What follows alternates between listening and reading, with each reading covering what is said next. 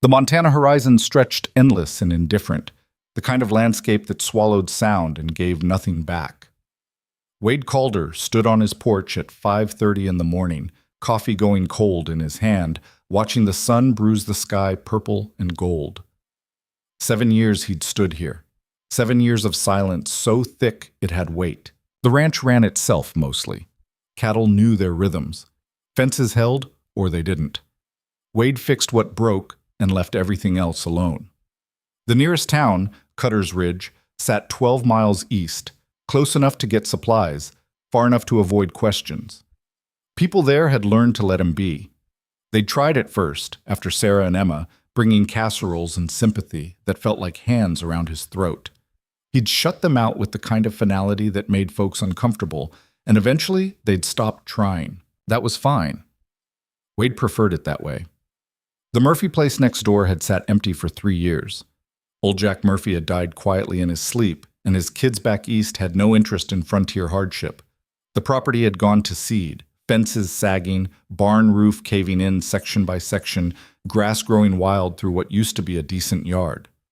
Wade barely looked at it anymore. It was just another piece of emptiness, same as everything else. Then one Tuesday morning in late April, he heard engines. Wade set his coffee down and walked to the fence line, squinting against the early light. A moving truck was grinding up the Murphy driveway, followed by a battered pickup that looked held together by rust and stubbornness. He watched, jaw tight, as the vehicle stopped. The truck door opened. A woman climbed out. She was maybe 30, lean and wiry in jeans and a flannel shirt with the sleeves rolled up. Dark hair pulled back in a ponytail. She stood there a moment, hands on her hips, surveying the wreckage of the Murphy place like she was sizing up an opponent. Then she turned and opened the back door of the pickup. A little girl emerged, small, maybe 5 years old, with her mother's dark hair and a serious face that seemed too old for her size. She was wearing overalls and carrying a stuffed rabbit that had seen better days. Wade's chest constricted. He turned away before the feeling could get its hooks in deeper. The next few days were chaos. Whoever this woman was, she'd brought half a zoo with her. Wade first noticed when his morning coffee was interrupted by the sight of 3 goats standing in the middle of his northern pasture, methodically destroying a section of grazing land he'd been saving for rotation. He drove out there, already angry, and found the source, a massive gap in the fence where the Murphy property met his. The goats looked at him with the bland indifference of creatures who knew they were someone else's problem. Wade herded them back through the gap. They went reluctantly, stopping to eat everything in reach, and spent an hour temporarily patching the fence with wire he had to drive back to the barn to get. By the time he finished, he was 2 hours behind on his own work and his mood had gone from bad to worse. He drove to the Murphy place. The woman was out front, trying to unload fence posts from her truck bed.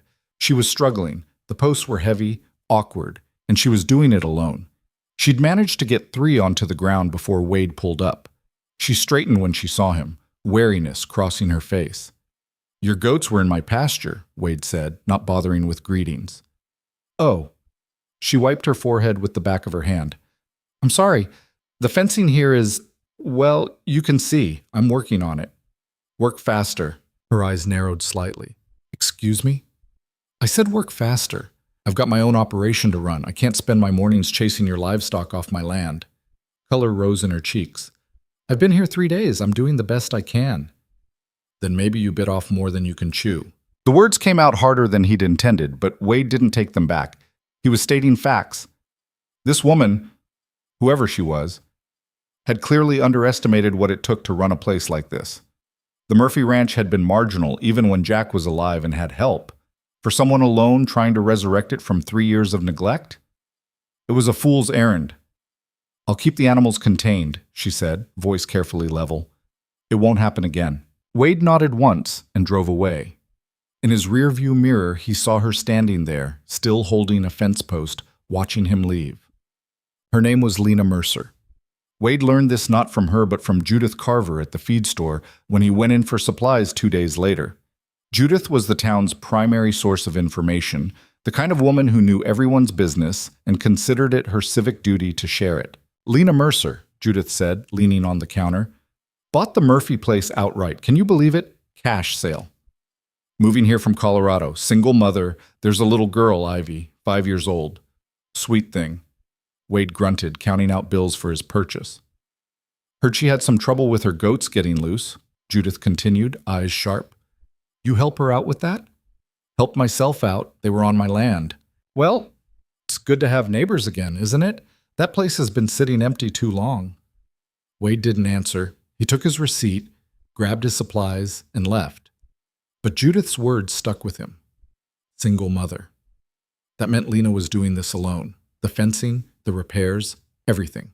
With a 5-year-old kid to look after on top of it. Not his problem, Wade reminded himself.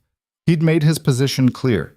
She'd keep her animals off his land or she wouldn't, and if she couldn't handle it, she'd figure that out soon enough and leave. That was how things worked out here. The land decided who stayed and who didn't. Boss. Ivy showed up on a Saturday morning. Wade was in his barn, replacing boards in one of the stalls, when he heard a small voice say, "What are you doing?" He turned. The little girl was standing in the barn doorway, backlit by morning sun, rabbit tucked under one arm. Wade stared at her. "Where's your mother?" "Working on the fence. She said I could explore if I stayed close." Ivy walked into the barn like she'd been invited, looking around with open curiosity. "This is a nice barn. Ours has holes in the roof. You shouldn't be here." "Why not?" "Because this is my property. You need to go home." Ivy tilted her head, considering him. "You're Wade, right? Mama said you're our neighbor. She said you helped with the goats, but you weren't very friendly about it." Wade's jaw tightened. "Your mama's right. Go home, kid." "My name's Ivy." She walked closer, unafraid. "You live here all by yourself?" "That's none of your business." "Do you have any kids?" Something cold and sharp twisted in Wade's chest. "No." "Oh." Ivy looked at the stall he was working on. "Can I help?" "No. Go home." "I'm good at helping. Mama says I'm her best helper." "I don't need help." Ivy was quiet for a moment, studying him with those serious dark eyes. Then she said, "You forgot how to wave." Wade blinked. "What?" "When we drove by yesterday, I waved at you. You just looked at us. Mama says maybe you didn't see, but I think you forgot how." She demonstrated, lifting her small hand in a cheerful wave. "Like this. It's easy." Despite himself, despite everything, Wade almost smiled. Almost. "I remember how to wave," he said. "I just choose not to." "That's sad," Ivy said matter-of-factly. Then she spotted his toolbox. "Oh, you have a hammer. I like hammers. Can I hold it?" "Absolutely not. Those are dangerous." "I know. That's why I'd be careful." Before Wade could respond, a voice called from outside. "Ivy! Ivy! Where are you?" Lena appeared in the barn doorway, breathing hard, clearly having run. Her eyes found Ivy, and relief flooded her face, followed immediately by mortification when she saw Wade. "I'm so sorry," she said quickly. "Ivy, I told you to stay in the yard." "You said I could explore if I stayed close," Ivy corrected. "This is close. This is Mr. Calder's property. You can't just wander onto someone else's land." He didn't mind. "I minded," Wade said. Lena's face flushed. "Come on, Ivy. Now." Ivy sighed dramatically but obeyed, walking to her mother. At the doorway, she turned back. "Bye, Wade. Maybe tomorrow you'll remember how to wave." Then they were gone. Wade stood in his barn, hammer in hand, feeling like something had just walked through his carefully maintained walls and rearranged the furniture. The encounters continued. Ivy had decided, apparently, that Wade was interesting, and 5-year-olds had no concept of boundaries or social cues that said, "Leave me alone."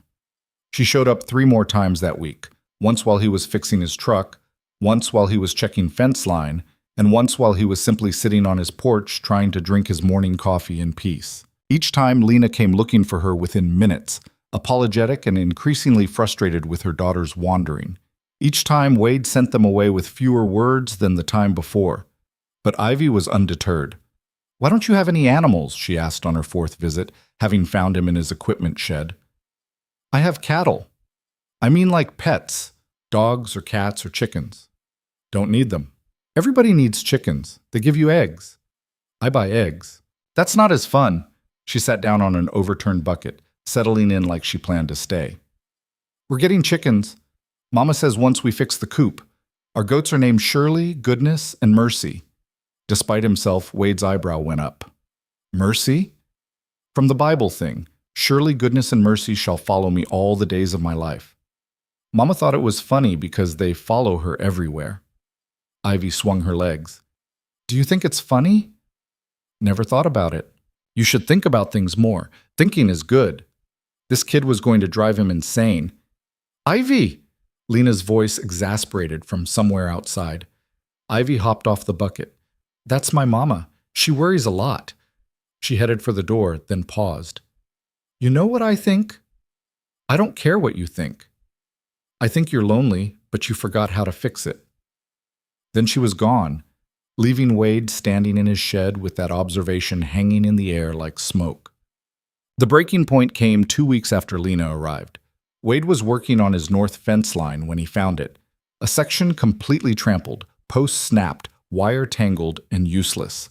And beyond it, clear as day, hoofprints leading from the Murphy property onto his. This wasn't goats. This was something bigger. He followed the trail and found the culprit a quarter mile into his pasture. A cow. Not one of his. This one was scrawny, ribs showing, with a wild look in her eyes that said she'd been neglected for a while. One of Jack Murphy's old herd, Wade realized. Must have been missed when they sold off the livestock, gone feral in the years since. And now she was Lena's problem, except she'd made her Wade's problem by destroying his fence and invading his land. He spent an hour getting the cow contained, then another hour doing a temporary fence repair that would hold until he could do it properly. By the time he drove to the Murphy place, his patience had evaporated completely. Lena was on her porch, trying to fix a broken step. She looked up when his truck pulled in, and her expression shifted immediately to defensive. Let me guess, she said, straightening. Another animal. Cow. Broke through my north fence, took me 2 hours to deal with. I didn't know there was a cow. Well, there is, and she's tearing up my pasture and destroying my fences. This needs to stop. I'm trying. You're not trying hard enough. Wade's voice was cold, final. You came here with no idea what you were getting into.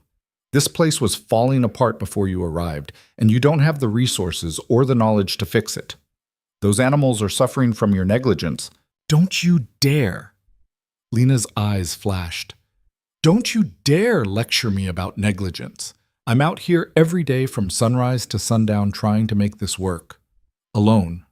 With a 5-year-old daughter to care for in a town that looks at me like I'm some kind of charity case who's going to fail any minute. Maybe they're right. The words hit like a physical blow. Wade saw it in her face, the way she flinched, the way something shuddered behind her eyes. Get off my property, she said quietly. Keep your animals off mine. He left her standing there. After that, Lena stopped coming to retrieve Ivy. Instead, she kept her daughter close, and the wandering visits stopped completely. Wade told himself he was relieved. This was what he'd wanted: distance, silence, no complications. But the ranch next door grew quieter too, in a way that felt different from before. Wade would catch glimpses of Lena working, always alone, always pushing too hard, wearing herself down to nothing. The little girl, Ivy, stayed close to the house now, playing in the yard but never venturing past the property line. Good, Wade thought. They'd learned their lesson. Except it didn't feel good. It felt like he'd broken something that hadn't needed breaking. The town noticed too. Wade heard the whispers when he went in for supplies. Judith Carver was less chatty, more pointed in her observations. That Mercer woman is struggling, she'd said last week. People are starting to talk, wondering if maybe she's not cut out for this, especially with a child to think about. Wade had said nothing. It wasn't his business. But that night, standing on his porch in the dark, he'd seen lights on in the Murphy house until well past midnight. Lena probably working on plans or repairs or trying to figure out how to keep her head above water. He'd gone to bed and dreamed of Sarah and Emma for the first time in months. Woke up with his heart racing and that familiar grief sitting on his chest like a stone. This was why he stayed alone. This was why he didn't let people in, because caring about them meant losing them, and he'd already lost everything he could afford to lose. 3 weeks passed. Wade kept to his side of the fence line. No more animals crossed over. Lena had apparently managed to contain them, though he didn't know how.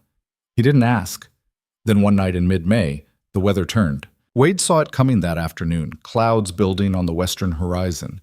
That particular greenish cast to the sky that meant serious trouble. By sunset, the wind had picked up, and the first drops of rain were starting to fall. The radio confirmed it. Severe thunderstorms, possibly a tornado, warnings in effect until morning. Wade secured his barn, moved his truck under cover, and settled in to wait it out. He was making coffee when he saw the lights go out at the Murphy place. His own power was still on. He had a generator backup that kicked in automatically. But Lena's house went dark. Wade stood at his window, watching. The storm was getting worse, rain coming down in sheets now, wind strong enough to bend the trees. The house stayed dark. Wade turned away. Not his problem. She had candles, probably. Flashlights. She'd be fine. But he found himself going to the window again. And again. At 9 o'clock, he saw a light moving in her yard. A flashlight beam, erratic and desperate. Someone was outside in the storm. Wade grabbed his rain jacket and was out the door before he could talk himself out of it. The rain hit him like a wall. He couldn't see more than a few feet ahead, even with his flashlight. He made his way toward the fence line, toward where he'd seen that light, and finally found her. Lena was in her yard, soaked through, trying desperately to secure a section of her barn roof that had come loose and was flapping violently in the wind. She was standing on a ladder that swayed dangerously with each gust. "Get down!" Wade shouted over the storm. She spun, nearly losing her balance. Her face was pale, rain-slicked. "The roof! If it goes, the whole barn! Get down before you fall and break your neck!" For a second he thought she'd argue. Then a particularly strong gust hit. The ladder shifted, and Lena scrambled down. Wade grabbed her arm, steadying her. "Where's Ivy?" he demanded. "In the house. She's scared of storms. I got her settled in the bathroom with blankets and her rabbit." "Leave the roof. Get inside. I can't just let the barn—" "Yes, you can. It's a building. You're a person. Get inside." Maybe it was the rain or the fear or just exhaustion, but Lena didn't fight. She nodded, and Wade walked her back to her dark house, making sure she got in safely. Then he went back out into the storm. It took him 45 minutes to secure her barn roof. He used materials from his truck, working by flashlight, getting battered by wind and rain, but he got it done. By the time he finished, he was soaked to the bone and shaking with cold, but the roof would hold. He should have gone home then, should have left and gone back to his own warm house and dry clothes. Instead, he knocked on Lena's door. She answered with a candle, eyes widening when she saw him. "Wade?" "Roof secure," he said. "Temporarily. You'll need to replace those boards, but it'll hold through the storm." "You—" She stared at him. "You didn't have to do that." "I know." They stood there in the doorway, rain hammering down around them, something unspoken shifting between them. Then a small voice called from inside. "Mama? Is someone here?" "It's okay, baby," Lena called back. Then to Wade, quieter. "Thank you, really, thank you." Wade nodded and turned to go. "Wait," Lena said. Do you want to come in? Get out of the rain for a minute?" Every instinct screamed at him to refuse, to walk away, to maintain the distance he'd worked so hard to build. But he was tired. The storm was getting worse, and for the first time in 7 years, someone was offering him shelter. "Just for a minute," Wade heard himself say. Lena stepped aside, and Wade Calder crossed a threshold he'd sworn he'd never cross again. The interior of Lena's house was darker than Wade expected, even with the candles she'd lit throughout the main room. The power outage had turned everything into shadows and flickering light. Water dripped from his jacket onto her floor, pooling around his boots. "Let me get you a towel," Lena said, disappearing down a hallway. Wade stood awkwardly in the entryway, taking in details he hadn't expected to notice. The place was sparse but clean. Boxes still stacked against one wall, half unpacked. A small table with 2 mismatched chairs. Children's drawings taped to the refrigerator. Crude stick figures and bright crayon colors that made his chest ache. "Mama?" Ivy's voice came from somewhere deeper in the house. "Is the storm over?" "Not yet, sweetheart. Stay in the bathroom, okay?" "But I heard voices." "I know. Everything's fine." Lena returned with a faded blue towel and handed it to Wade. He dried his face and hair, feeling the weight of her attention on him. "I really didn't expect you to fix the roof," she said quietly. After everything." Wade draped the towel around his neck. Barn collapses. You lose storage. Lose storage, you can't protect feed or equipment. Can't protect those, you can't run a ranch. Basic sense. Still, you could have just let me figure it out. You were on a ladder in a lightning storm. There was nothing to figure out except which hospital they'd take you to. A crash of thunder shook the house. Somewhere down the hall, Ivy made a small, frightened sound. Lena glanced toward the hallway, worry creasing her forehead. She hates storms. Ever since... She stopped, seeming to catch herself. It doesn't matter. She just hates them. Wade recognized that hesitation, the careful editing of painful history. He did the same thing every time someone asked about his past. You should go check on her, he said. Will you? Lena paused. Will you wait? Just until the worst passes? I'd feel better knowing someone else was here in case... In case what? In case the roof came off? In case the storm got worse? In case she needed help and had no one to call? Wade should have said no. Should have walked back out into the rain and returned to his own house, his own life, his own carefully maintained isolation. Instead, he found himself nodding. Lena's shoulders sagged with relief. Thank you. There's coffee on the stove. It's probably still warm. Help yourself. She disappeared down the hallway, and Wade heard her talking softly to Ivy. Their voices mixed with the sound of rain hammering the roof, wind howling through the eaves. He stood in her kitchen, surrounded by a stranger's life, and tried to remember why he'd thought isolation was safer than this. The coffee was lukewarm but strong. Wade poured a cup and sat at the small table, listening to the storm rage outside. His clothes were still wet, clinging to his skin, but the house was warm enough. He could see Lena's attempts at making the place livable.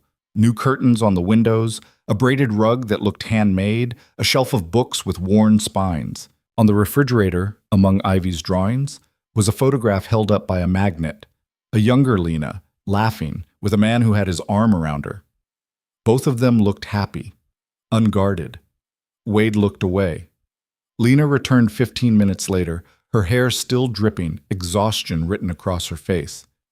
She's settled, finally. I read her 3 stories and promised her the storm would be over by morning. Will it be? I have no idea, but she's 5. She believes me when I say things will be okay. Lena grabbed a cup and poured herself coffee. Sometimes I wish I still had that kind of faith. She sat across from him at the table. For a moment, neither of them spoke, just listened to the storm. I'm sorry, Wade said finally, for what I said, about you being in over your head. Lena wrapped both hands around her coffee cup. Were you wrong? That's not the point. Then what is the point? Wade struggled for words.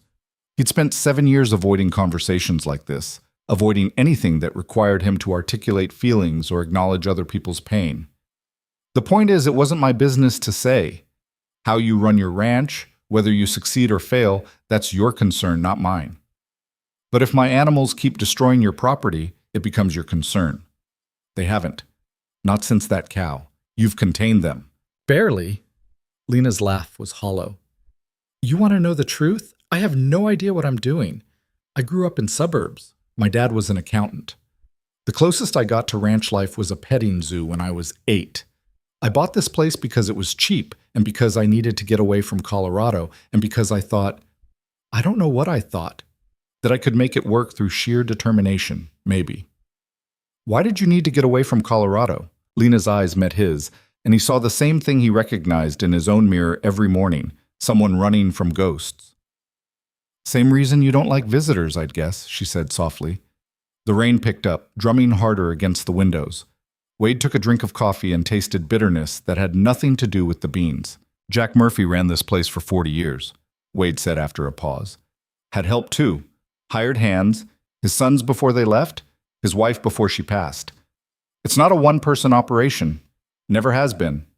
I know that now. So what's your plan? Lena shrugged, the gesture defeated. Survive today. Wake up tomorrow and try again. That's all I've got. It was the most honest answer Wade had heard in years. No false optimism, no stubborn insistence that everything would be fine. Just raw acknowledgement of reality. The fence line between our properties, Wade said slowly. The section that keeps failing. It's because the posts are rotted through. You can patch the wire all you want, but until you replace the posts, it won't hold. Lena blinked at him. I didn't know that. Also your water pump. I can hear it from my place when the wind's right. It's running rough. Probably needs the filter changed and the motor looked at. You let that go too long, it'll burn out completely, and then you're really in trouble. How do I? I'll write it down. What to check, what to look for. Wade heard himself offering this and couldn't quite believe it. You've got a reference library in town, the extension office. They have guides for basic ranch maintenance. You should get familiar with them. Something shifted in Lena's expression. Not quite hope, but maybe the memory of what hope used to feel like. Why are you helping me? I'm not. I'm helping myself. Your problems become my problems when they cross the property line. This way, maybe they won't. It was a lie, and they both knew it, but Lena didn't challenge him. Okay, she said. Thank you. Another crack of thunder rattled the windows. The lights flickered, Lena's generator trying and failing to kick in, and then held steady in their darkness. Tell me about Ivy, Wade said, the words escaping before he could stop them. She's persistent. Lena's face softened. That's a polite way of putting it. Her teacher in Colorado said she had an inability to recognize social boundaries. I think she just doesn't understand why people want to be alone when being together is better. Some people have reasons. I know, and I've tried to teach her to respect that, but she's 5 and she thinks she can fix things. Lena's voice went quiet. She thinks she can fix me. What's broken? The question hung between them, too intimate, too direct. Wade regretted it immediately, but Lena answered anyway. Her father died 2 years ago. Accident at work. Construction site, equipment failure. One minute he was there, the next he wasn't. Ivy was 3. She barely remembers him, which somehow makes it worse. She paused, staring into her coffee cup. I tried to keep us in Colorado, tried to stay in the house where we'd been happy. But everywhere I looked, I saw him.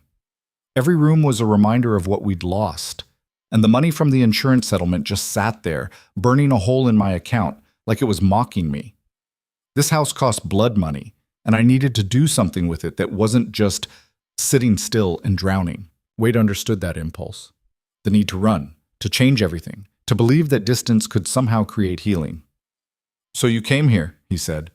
So I came here. Bought a ranch I have no business owning, with a daughter who thinks strangers are just friends she hasn't met yet. And I'm trying every day not to prove everyone right when they say I can't handle it. Who says that? The people in town. The feed store owner who watches me like he's waiting for me to fail.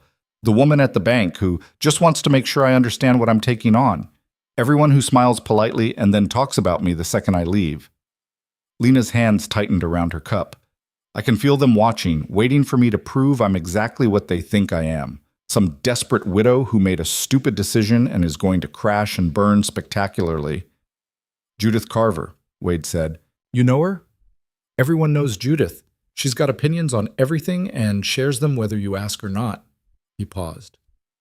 For what it's worth, most people in Cutter's Ridge are like that. They judge quick and forgive slow. Doesn't mean they're right. Doesn't mean they're wrong either. The storm had settled into a steady roar. Rain sheeted against the windows, turning the world outside into nothing but darkness and water. You want some advice? Wade asked. Lena looked at him warily. Do I have a choice? Stop caring what they think. You're not running this ranch for them. You're running it for you and your daughter. They don't pay your bills, they don't fix your fences, they don't wake up at 5 in the morning to deal with your animals. Their opinions are just noise.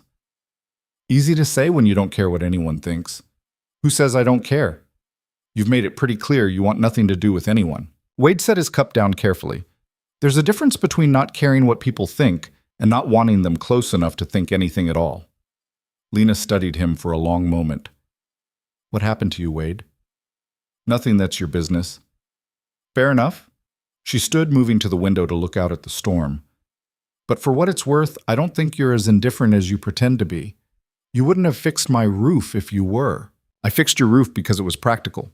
You fixed my roof because somewhere under all that isolation, you're still a decent person who gives a damn.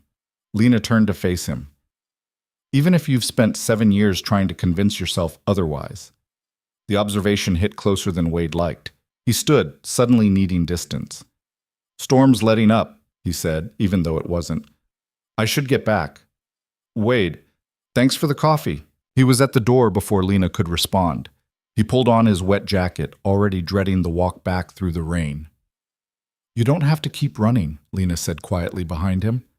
Wade's hand froze on the doorknob. I'm not running. Yes, you are. I recognize it because I've been doing the same thing. We're both trying to outrun ghosts, and neither of us is winning. He should have left then. Should have walked out and not looked back. Instead, he turned. You don't know anything about my ghosts. You're right. I don't.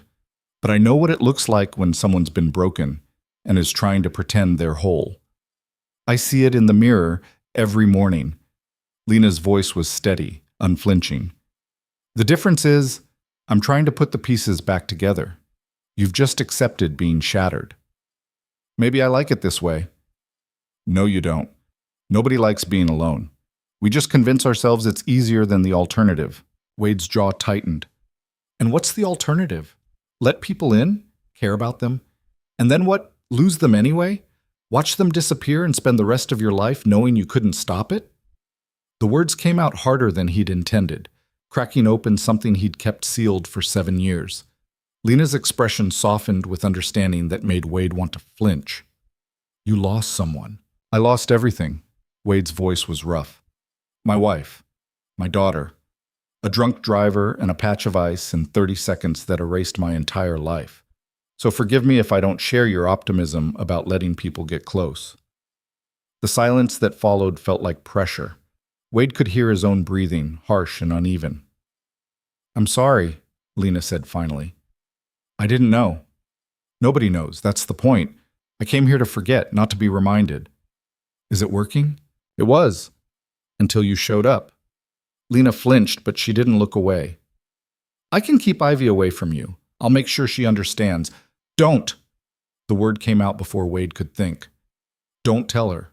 She doesn't need to know why I'm... He struggled for the right word. Why I'm like this. Okay? Wade turned back to the door, needing to leave before he said anything else, before he cracked open any further. Wade? Lena's voice stopped him one more time. Thank you. For the roof. For the advice. For... She paused. For telling me. He nodded without turning around and stepped out into the storm. The rain hit him immediately, soaking through his jacket in seconds.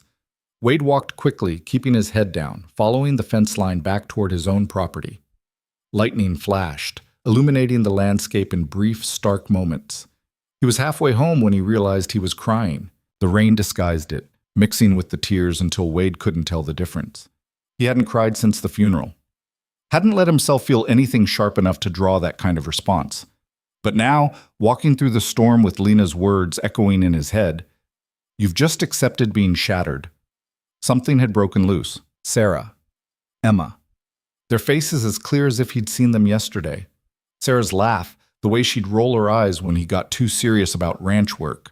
Emma's small hand in his, her voice asking endless questions about everything. The weight of her when he'd carry her on his shoulders. The way she'd fall asleep against his chest, trusting and safe. Gone. All of it gone. And he'd spent 7 years telling himself that forgetting was the same as healing. Wade made it back to his house and stood on the porch, dripping, shaking. Not from cold, from the simple act of remembering what it felt like to be human.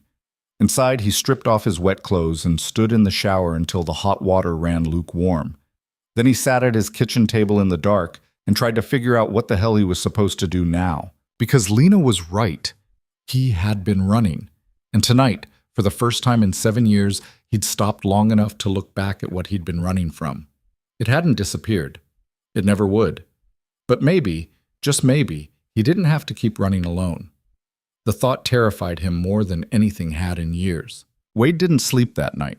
He sat in his kitchen as the storm gradually wore itself out, watching the sky slowly lighten from black to gray. By dawn, the rain had stopped, leaving everything clean and dripping. He made coffee, drank it, made more. At 7:30, he saw movement at the Murphy place. Lena, emerging from her house to survey the damage. Wade watched her walk the perimeter, checking fences, examining the barn roof he'd patched. She moved with the careful deliberation of someone running on fumes. Ivy appeared a few minutes later, still in pajamas, carrying her rabbit. She said something to her mother, gesturing animatedly. Lena smiled, tired but genuine, and ruffled her daughter's hair. Wade turned away from the window. He spent the morning working on his own ranch, trying to fall back into routine, but his mind kept drifting. To Lena's words, to Ivy's unfiltered observations, to the feeling of sitting at someone else's table and having an actual conversation instead of just existing in silence. It felt like waking up from a coma and discovering the world had kept moving without him. Around noon, Wade made a decision. He walked to his truck, drove into town, and went straight to the hardware store. Tom Henderson was behind the counter, a man in his 60s who'd run the place for decades. He looked up when Wade entered, surprise crossing his weathered face. "Wade, don't usually see you twice in 1 month. Need some fence posts," Wade said. "The treated kind. 20 of them." Tom's eyebrows went up. 20? You replacing a whole section? Something like that. "All right, give me a few minutes to pull them from the back." Tom hesitated. "You hear about the storm damage? Lena Mercer's place got hit pretty hard. Heard her barn nearly lost its roof." "It didn't." "Well, that's lucky. Woman's got enough on her plate without adding major repairs." Tom studied Wade carefully. "You know anything about that?" "Why would I?" "Just asking. Your place is right next door. Figured you might have noticed." Wade kept his expression neutral. "I noticed. Storm hit everyone." "True enough." Tom headed toward the back room, then paused. "You know, if you wanted to help out your neighbor, no one would think less of you for it. Might even think better, truth be told." "I don't care what people think." "Course you don't." Tom's smile was knowing. Still, food for thought. While Tom gathered the posts, Wade wandered the aisles, picking up other supplies. Wire, staples, work gloves. Things Lena would need if she was serious about maintaining her property. He told himself he was just being practical, that helping her meant fewer problems for him down the line. But he knew it was more than that. He paid for everything, loaded it into his truck, and drove back to his ranch. Then he stood in his driveway, looking at the fence posts in his truck bed, and made another decision that went against every instinct he'd honed over 7 years. Wade drove to the Murphy place. Lena was out back, trying to dig post holes with a manual digger that looked older than she was. She was making slow progress, her movements jerky with frustration and exhaustion. She looked up when his truck approached, wariness crossing her face. Wade parked and got out. "You're doing that wrong." Lena straightened, wiping sweat from her forehead. "Excuse me?" "The post hole digger. You're using your back instead of your legs. You'll hurt yourself." "I'm fine." "You're not. But that's not why I'm here." Wade gestured to his truck bed. "I brought fence posts for the section between our properties, and some extra for wherever else you need them." Lena stared at him. "Why?" "Because your current posts are rotted through and I'm tired of patching the same fence line every other week." "Wade, don't read into it. It's practical, that's all." But Lena's expression said she knew better.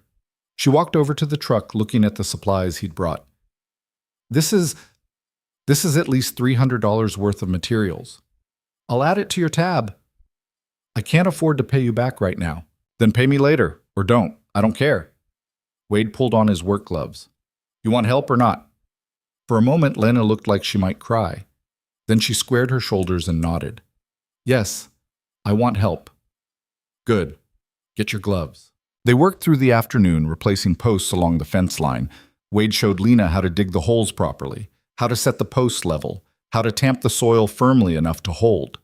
She was a quick learner, asking questions when she didn't understand, taking correction without defensiveness. It was strange working alongside someone after so many years alone. Strange, but not entirely unwelcome. Ivy appeared around 3 o'clock, having apparently finished whatever quiet activity Lena had set her to. She watched them work for a few minutes, then walked directly to Wade. "You came back," she observed. "I'm helping your mother with the fence." "That's nice. Mama says you're very good at fixing things." Wade grunted, tamping soil around a post. "Are you still sad?" Ivy asked. Wade's hands stilled. "What?" "Last night. You looked sad when you left. Are you still sad today?" Lena started to intervene. "Ivy, that's not an appropriate question," but Wade held up a hand. He crouched down to Ivy's level, meeting her serious dark eyes. Yeah, kid, I'm still sad. Probably always will be, a little bit. Because you lost people you loved? Ivy, Lena's voice was sharp with mortification. It's okay, Wade said quietly. To Ivy, he continued. Yeah, because of that. Ivy considered this, tilting her head. Mama's sad too, because my daddy died. But she says being sad doesn't mean we stop living. It just means we loved somebody a lot. Something in Wade's chest cracked open a little further. Your mama's a smart woman. I know. Ivy held up her stuffed rabbit. This was my daddy's when he was little. Mama saved it for me. It helps when I'm sad. Do you have something that helps? Wade thought about the box in his closet. Sarah's jewelry, Emma's favorite book. Photographs he couldn't look at but couldn't throw away. Yeah, he said. I have some things. That's good. Everyone should have things that help. Ivy paused. You know what else helps? Friends. Mama says friends make sad times easier. Are you and Mama friends now? Wade glanced at Lena, who was watching this exchange with an expression caught between embarrassment and something softer. I guess we're working on it, Wade said. Ivy beamed. Good. You seem like you need friends. Then she skipped off to investigate a butterfly, leaving Wade crouched by the fence post, feeling like he'd just been emotionally dissected by a 5-year-old. I'm sorry, Lena said quietly. She doesn't have filters. It's fine. Wade stood, brushing dirt from his knees. She's not wrong. They finished the fence line as the sun started to sink toward the horizon. 20 posts replaced, the property line finally secure. Wade gathered his tools while Lena stood back, surveying their work. This would have taken me weeks, she said, if I'd even known how to do it right. Now you know. Next time you can do it yourself. Will there be a next time? You helping, I mean? Wade loaded the last of his tools into the truck. The honest answer was he didn't know. Every interaction with Lena and Ivy chipped away at the walls he'd built, left him feeling exposed and uncertain. Part of him wanted to retreat back into isolation, to rebuild those walls before they crumbled completely. But another part, a part he'd thought long dead, wanted to stay. Maybe, he said finally. If you need it, Lena smiled. It transformed her face, chasing away some of the exhaustion and worry. Thank you, Wade, for all of this. He nodded and climbed into his truck. As he drove away, he saw Ivy in his rearview mirror waving enthusiastically, and this time, before he could stop himself, Wade lifted his hand and waved back. It was a small gesture, barely anything, but it felt like stepping back into the world after 7 years of self-imposed exile, and it terrified him almost as much as it felt right. Over the next 2 weeks, a pattern emerged. Wade would work his own ranch in the mornings, then find himself drifting toward the property line around midday. Sometimes Lena would be out, struggling with some repair or task, and he'd offer advice. Sometimes he'd just show up with materials she needed, a new gate hinge, a roll of chicken wire, a replacement blade for her old mower. He told himself it was practical, that helping her meant fewer problems for him, but the truth was simpler and more complicated. He was lonely. And Lena and Ivy had shown him what he'd been missing. The town noticed. Wade could see it in the looks he got at the feed store, hear it in the sudden silence when he entered the diner. Judith Carver cornered him one afternoon, her expression calculating.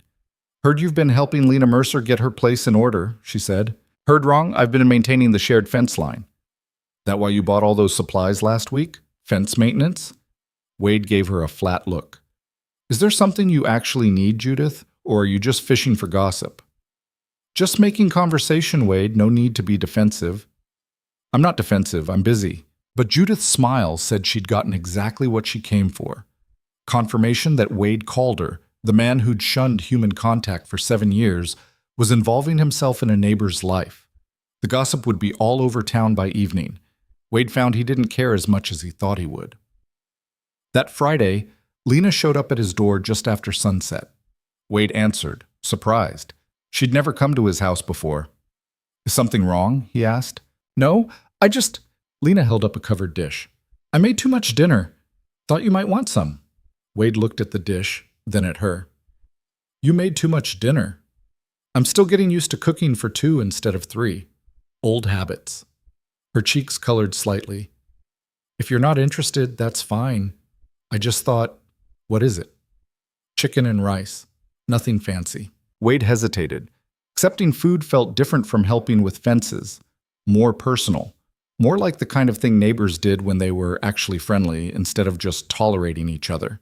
But the smell coming from that dish made his stomach growl, and he couldn't remember the last time he'd eaten anything that wasn't microwaved or straight from a can. Okay, he said. Thanks. Lena's smile was relieved. Great. Do you want to eat it now, or now's fine?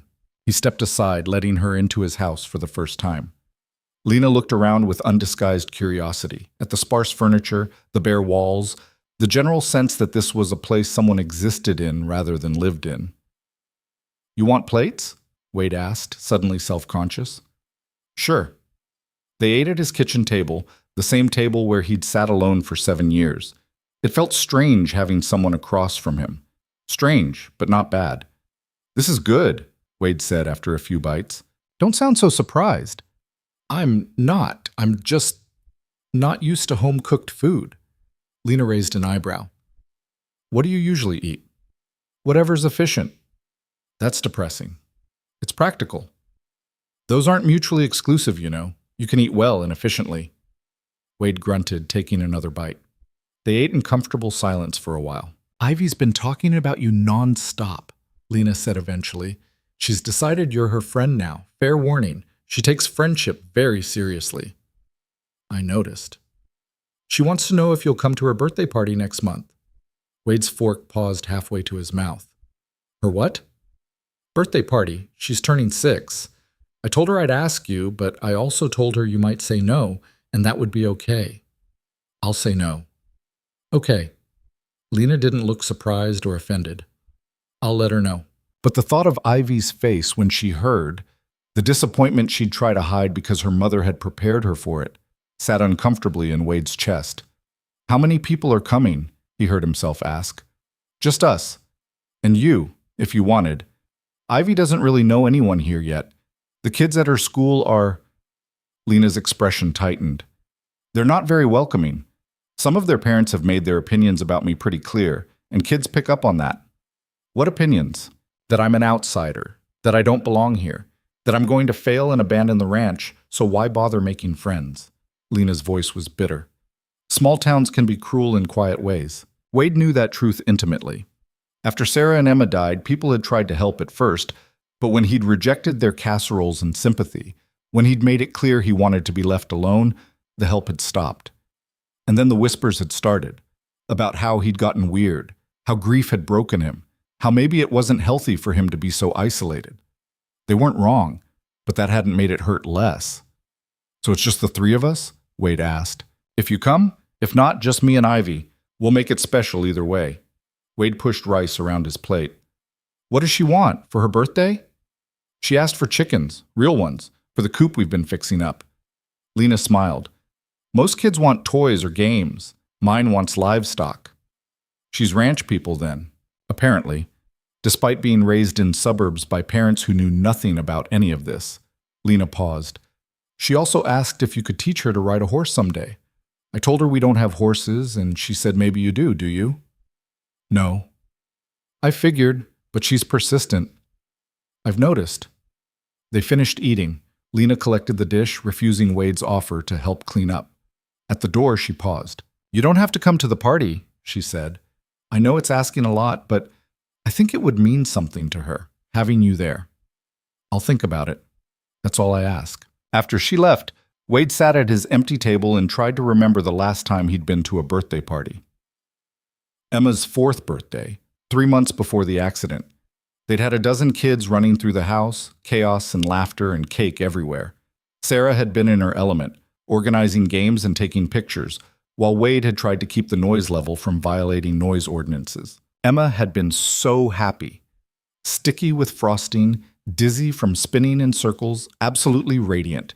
The memory was sharp enough to cut. Wade got up and walked to his bedroom, to the closet where he kept the box he never opened.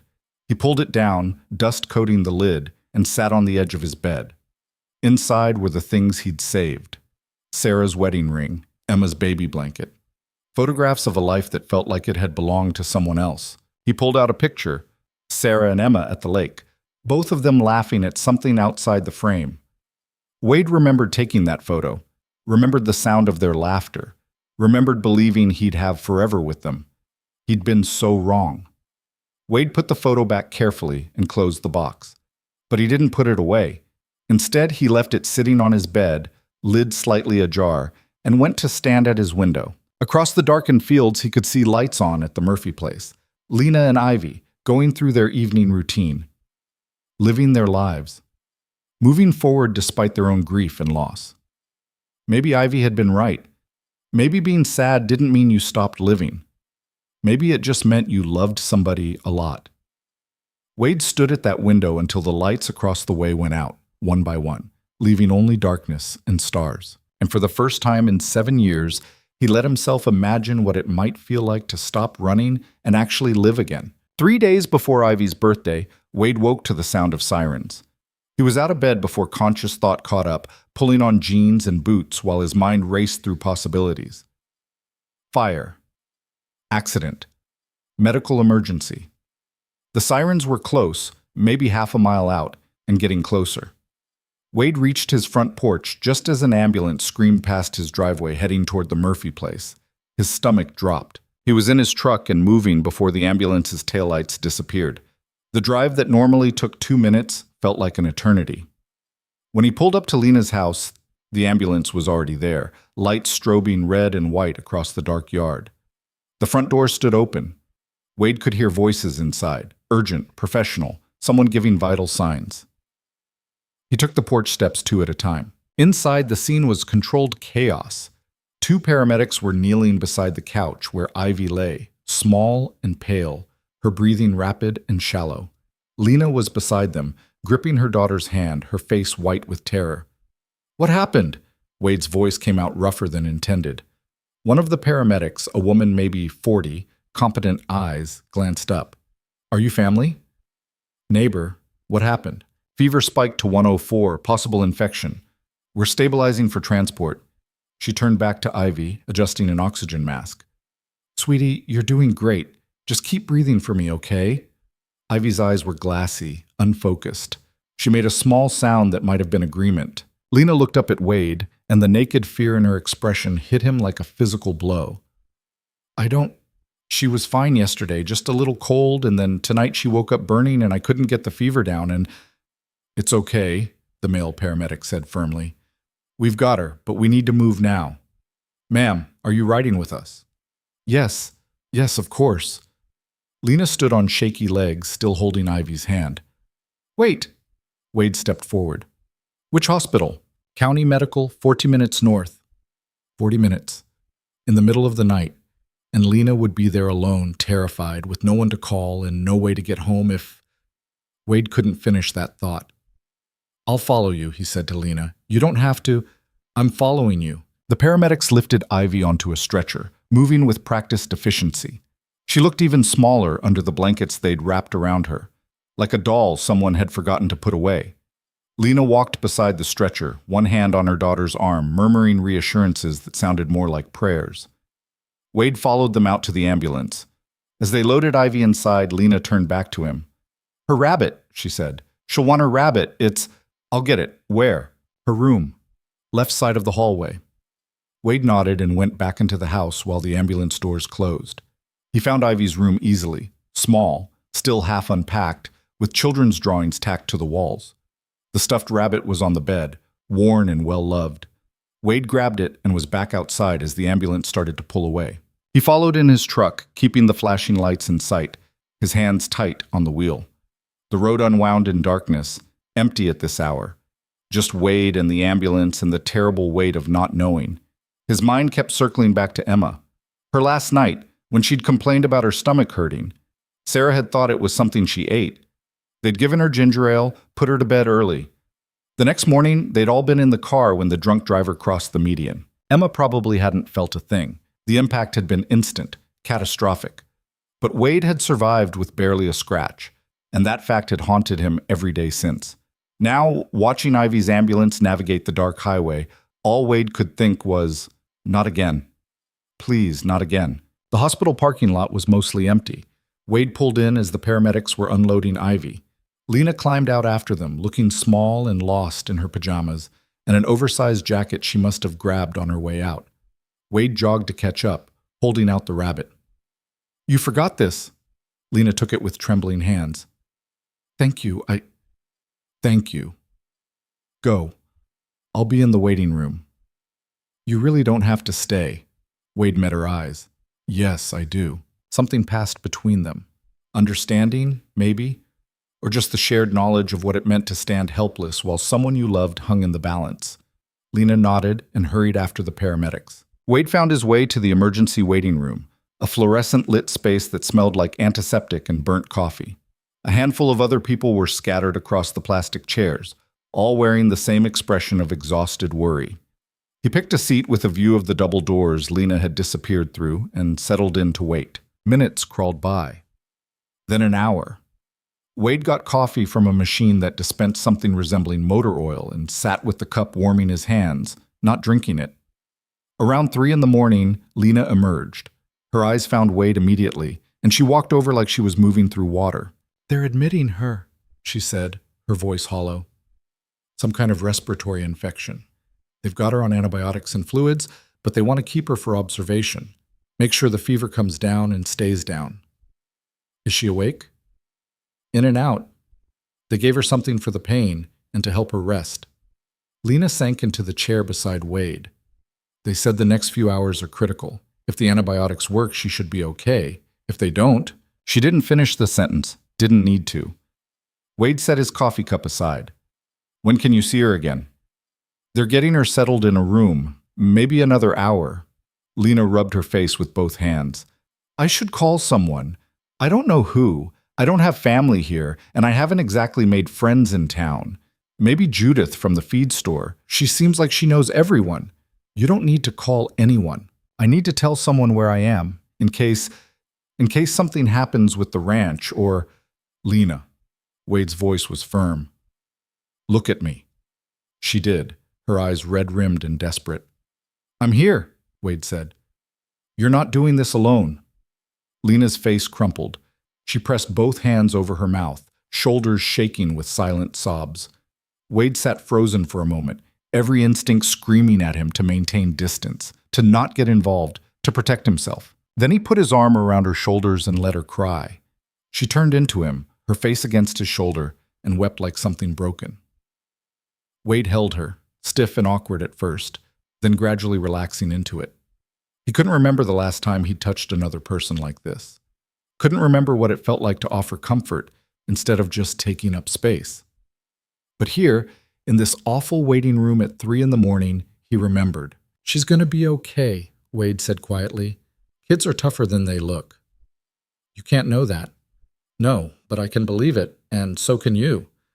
Lena pulled back, wiping her eyes with her sleeve. "I'm sorry. I shouldn't..."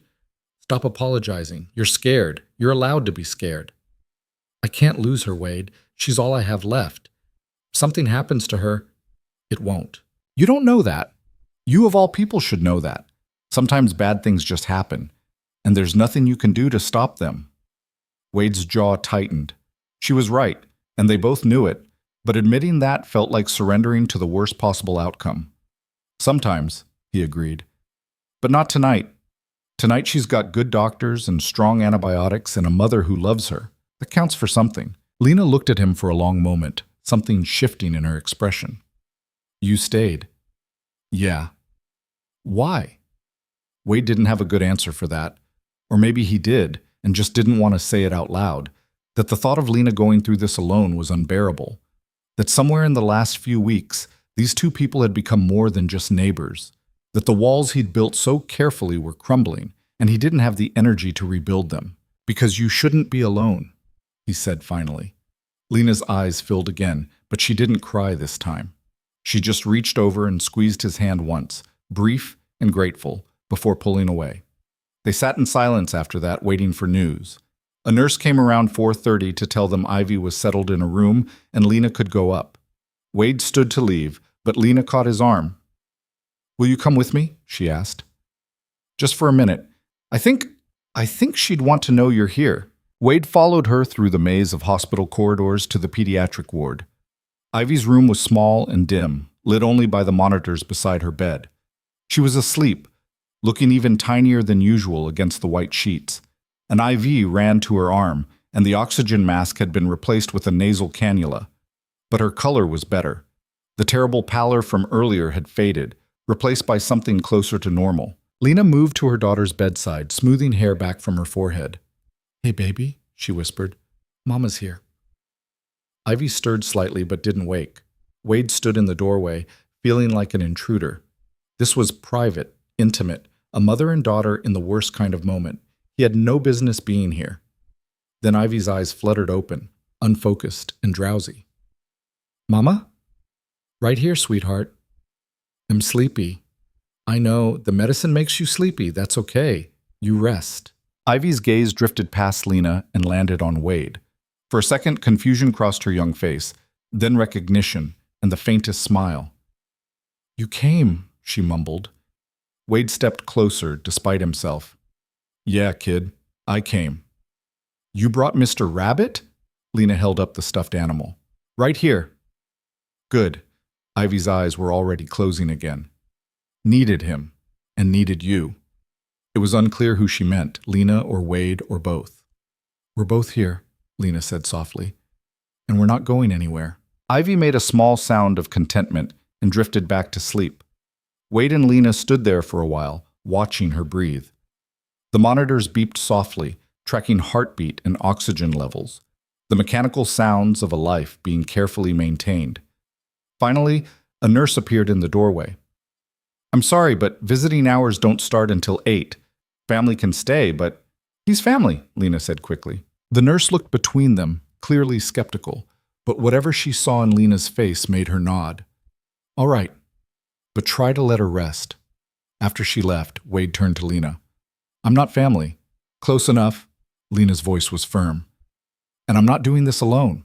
You said so yourself." Wade wanted to argue, wanted to point out that staying here, getting more involved, was a terrible idea for everyone concerned, but the truth was, he didn't want to leave. The thought of going back to his empty house while Ivy fought off an infection and Lena sat vigil alone made something in his chest ache. "Okay," he said. "I'll stay for a while." Lena's shoulders sagged with relief. "Thank you." They found chairs, uncomfortable plastic things that seemed designed to prevent sleep, and settled in. The hospital moved around them in its nocturnal rhythms. Footsteps in the hallway, distant conversations, the occasional alarm from someone else's room. Around 5:30, Lena's head drooped against Wade's shoulder. He stiffened reflexively, then forced himself to relax. She was exhausted, running on adrenaline and fear. If she could grab even a few minutes of rest, she should. Wade sat very still, acutely aware of her weight against him, and watched Ivy sleep. The sun rose slowly, gray light filtering through the window. Ivy's monitors maintained their steady rhythm. Her breathing was easier than it had been hours ago, less labored. The antibiotics were working. Wade felt tension he hadn't realized he'd been carrying start to loosen. She was going to be okay. The crisis had passed. Lena woke around 7, jerking upright with momentary disorientation. "What?" "It's okay," Wade said quietly. "You fell asleep. Nothing's changed." Lena looked at Ivy, taking in the steady rise and fall of her chest, the better color in her face. Relief flooded her expression. "She looks better." "She is better." A doctor appeared shortly after, young, capable-looking, with kind eyes. He checked Ivy's chart, examined her briefly without waking her, and turned to Lena with a smile. "The fever's down to 99.2, he said. "Lungs sound much clearer. I'd say we're out of the woods. We'll keep her another 24 hours for observation, but barring any setbacks, she should be able to go home tomorrow." Lena's eyes filled with tears again, but this time they were relief. "Thank you. Thank you so much. She's a tough kid. Kids usually are." The doctor made a few notes on his tablet. "Try to get some rest yourself. She's going to need you at full strength when we send her home." After he left, Lena turned to Wade. "You should go. You've been here all night, and you have your own ranch to run." "I'll go soon." "Wade, let me make sure you're okay first." Lena looked like she might argue, then simply nodded. "Okay, Around 8, the cafeteria opened. Wade went down and brought back coffee and breakfast sandwiches that neither of them really wanted, but both needed. They ate in Ivy's room, quiet conversation punctuated by the beeping monitors. "Her birthday's in 2 days," Lena said. "We'll have to postpone." "She'll understand." "I know, but she was so excited. She's been planning it for weeks. What kind of cake she wants. What games we'd play. Even though it was just going to be the three of us." Wade took a drink of coffee. "We can still do it. When she's feeling better. Doesn't have to be on the exact day." "You're still planning to come?" "If you still want me there." Lena's smile was tired but genuine. "Yeah, I still want you there." They fell quiet again. Ivy slept on, peacefully now, her small chest rising and falling with steady breaths. Wade stayed another hour before forcing himself to leave. He had animals to tend to, work that couldn't wait. But walking out of that hospital felt wrong, like he was abandoning them when they still needed him. Lena walked him to the elevator. "Thank you," she said, "for everything, for coming, for staying, for—" She paused, searching for words. "For not leaving me alone in this." "You wouldn't have been alone. The hospital staff, that's not the same. You know it's not." Wade did know. There was a difference between professional care and having someone actually present, someone who gave a damn beyond just doing their job. "Call me if anything changes," he said. "Doesn't matter what time." "I will." The elevator arrived. Wade stepped in, and as the doors started to close, Lena spoke again. "Wade, I meant what I said in there. Your family, to us, whether you're ready to admit it or not." The doors closed before he could respond. Wade drove home through the morning light, Lena's words echoing in his head. Family. He'd spent 7 years convinced he'd lost his family, that the space they'd occupied could never be filled by anyone else. But maybe family wasn't just the people you were born to or married into. Maybe it was also the people who showed up when things got bad. The people who sat in uncomfortable chairs through the longest night. The people who stayed. Back at his ranch, Wade went through the motions of his morning routine, but his mind was elsewhere. He kept checking his phone, waiting for an update. Around noon, Lena texted, "Fever's down to normal. She's awake and asking for pancakes. We're good." Wade read the message 3 times, relief washing through him. He spent the afternoon working on repairs he'd been putting off, trying to catch up on lost time. But his thoughts kept drifting back to the hospital, to Ivy's small face on those white sheets, to Lena's exhausted gratitude. That evening, he drove back into town. Not to the hospital. Lena had said they were good, and he didn't want to intrude on visiting hours. Instead, he went to the small bakery on Main Street that had somehow survived 3 decades of economic ups and downs. The owner, an older woman named Margaret, looked up in surprise when he entered. "Wade called her. Don't think I've seen you in here since Sarah and Emma died. Since the last time he'd had reason to buy birthday cakes or celebrate anything." "I need a cake," Wade said. "For a kid's birthday. Can you do one shaped like a chicken?" Margaret's eyebrows rose. "A chicken?" "Yeah. The kid loves chickens." "Well, that's a new one. But sure, I can do a chicken cake. When do you need it?" "Saturday. Maybe Sunday, depending." Wade gave her the details. Ivy's name, the general size he wanted. Margaret wrote it all down, her expression curious but tactful. "This for Lena Mercer's little girl?" "Yeah. Heard she was in the hospital. Scary thing, kids getting sick like that." Wade's jaw tightened. Of course the town already knew. News traveled fast in Cutter's Ridge, especially bad news. "She's fine now," he said. "Antibiotics worked." "That's good. Real good?" Margaret studied him. "It's nice of you to do this. The cake, I mean. Lena's had a hard time fitting in here. People talk, about whether she can really handle that ranch alone, whether it's fair to the kid growing up out there with no father and a struggling mother. People should mind their own business. True enough. But they don't." Margaret tapped her pencil against her order pad. "For what it's worth, I think she's doing all right. Takes guts to start over like she has. And that little girl of hers is sweet as pie. Came in here once with her mama, wanted to know if we sold chicken-shaped cookies." Despite everything, Wade almost smiled. "Did you?" "No, but I made her some anyway, free of charge. She drew me a picture to say thank you. It's still on my wall back there."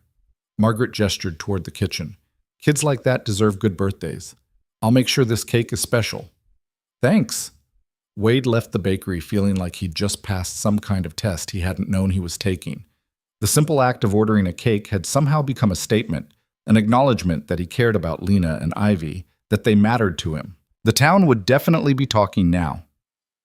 That night, Wade sat on his porch with a beer he wasn't really drinking and looked across at the Murphy place. The house was dark, empty. Lena and Ivy still at the hospital, waiting out their observation period. Tomorrow they'd come home. Tomorrow Ivy would be back in her own bed, recovering, probably driving her mother crazy with questions and requests. Tomorrow life would return to something approaching normal. But Wade knew nothing would really be normal again. Something had shifted during that long night at the hospital. Some barrier had crumbled completely, leaving him exposed in ways he'd spent 7 years trying to avoid. He was involved now, connected, whether he liked it or not. And the terrifying truth was that he did like it. Despite the fear, despite the vulnerability, despite knowing that caring about people meant risking loss, he liked having someone to worry about besides himself. Liked having a reason to order birthday cakes and fix fences and show up in the middle of the night. Sarah would have been happy about that, Wade thought. She'd always said isolation wasn't the same as peace, that he needed people even when he didn't think he did. Emma would have loved Ivy. They would have been friends, probably. Would have played together, gotten into trouble together, looked out for each other. The thought hurt, but it was a different kind of hurt than usual. Not the sharp, devastating pain of fresh grief, but something softer. The ache of what could have been, mixed with appreciation for what actually was. Wade finished his beer and went inside. Tomorrow he'd check on them, make sure they got home okay. Maybe help Lena with anything she'd fallen behind on while dealing with Ivy's illness.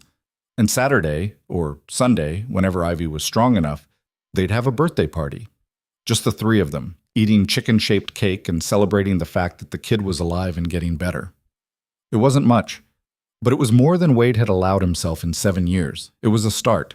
The next day, Wade was in his north pasture when his phone rang, Lena's name on the screen. "Hey," he answered.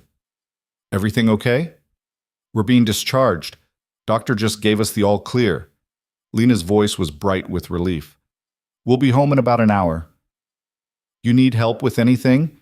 "No, we're good. I just wanted to let you know. And Wade?" She paused. "Thank you again, for everything." "Stop thanking me." "Not until you stop deserving it." After they hung up, Wade found himself working faster, finishing up his immediate tasks so he could be available if Lena needed anything. An hour later, he saw her truck pull into her driveway. Ivy was in the passenger seat, looking small but alert. Wade gave them space to get settled, but around dinner time, he walked over with the supplies he'd picked up that morning. Groceries, the basics he figured Lena wouldn't have had time to get while focused on Ivy. Lena answered the door looking exhausted but happy. "You didn't have to do this. I was going to the store anyway." The lie was obvious, but she didn't call him on it. "Come in. Ivy wants to see you." The little girl was on the couch, wrapped in blankets, her rabbit tucked under one arm. She brightened when Wade entered. "You came to visit."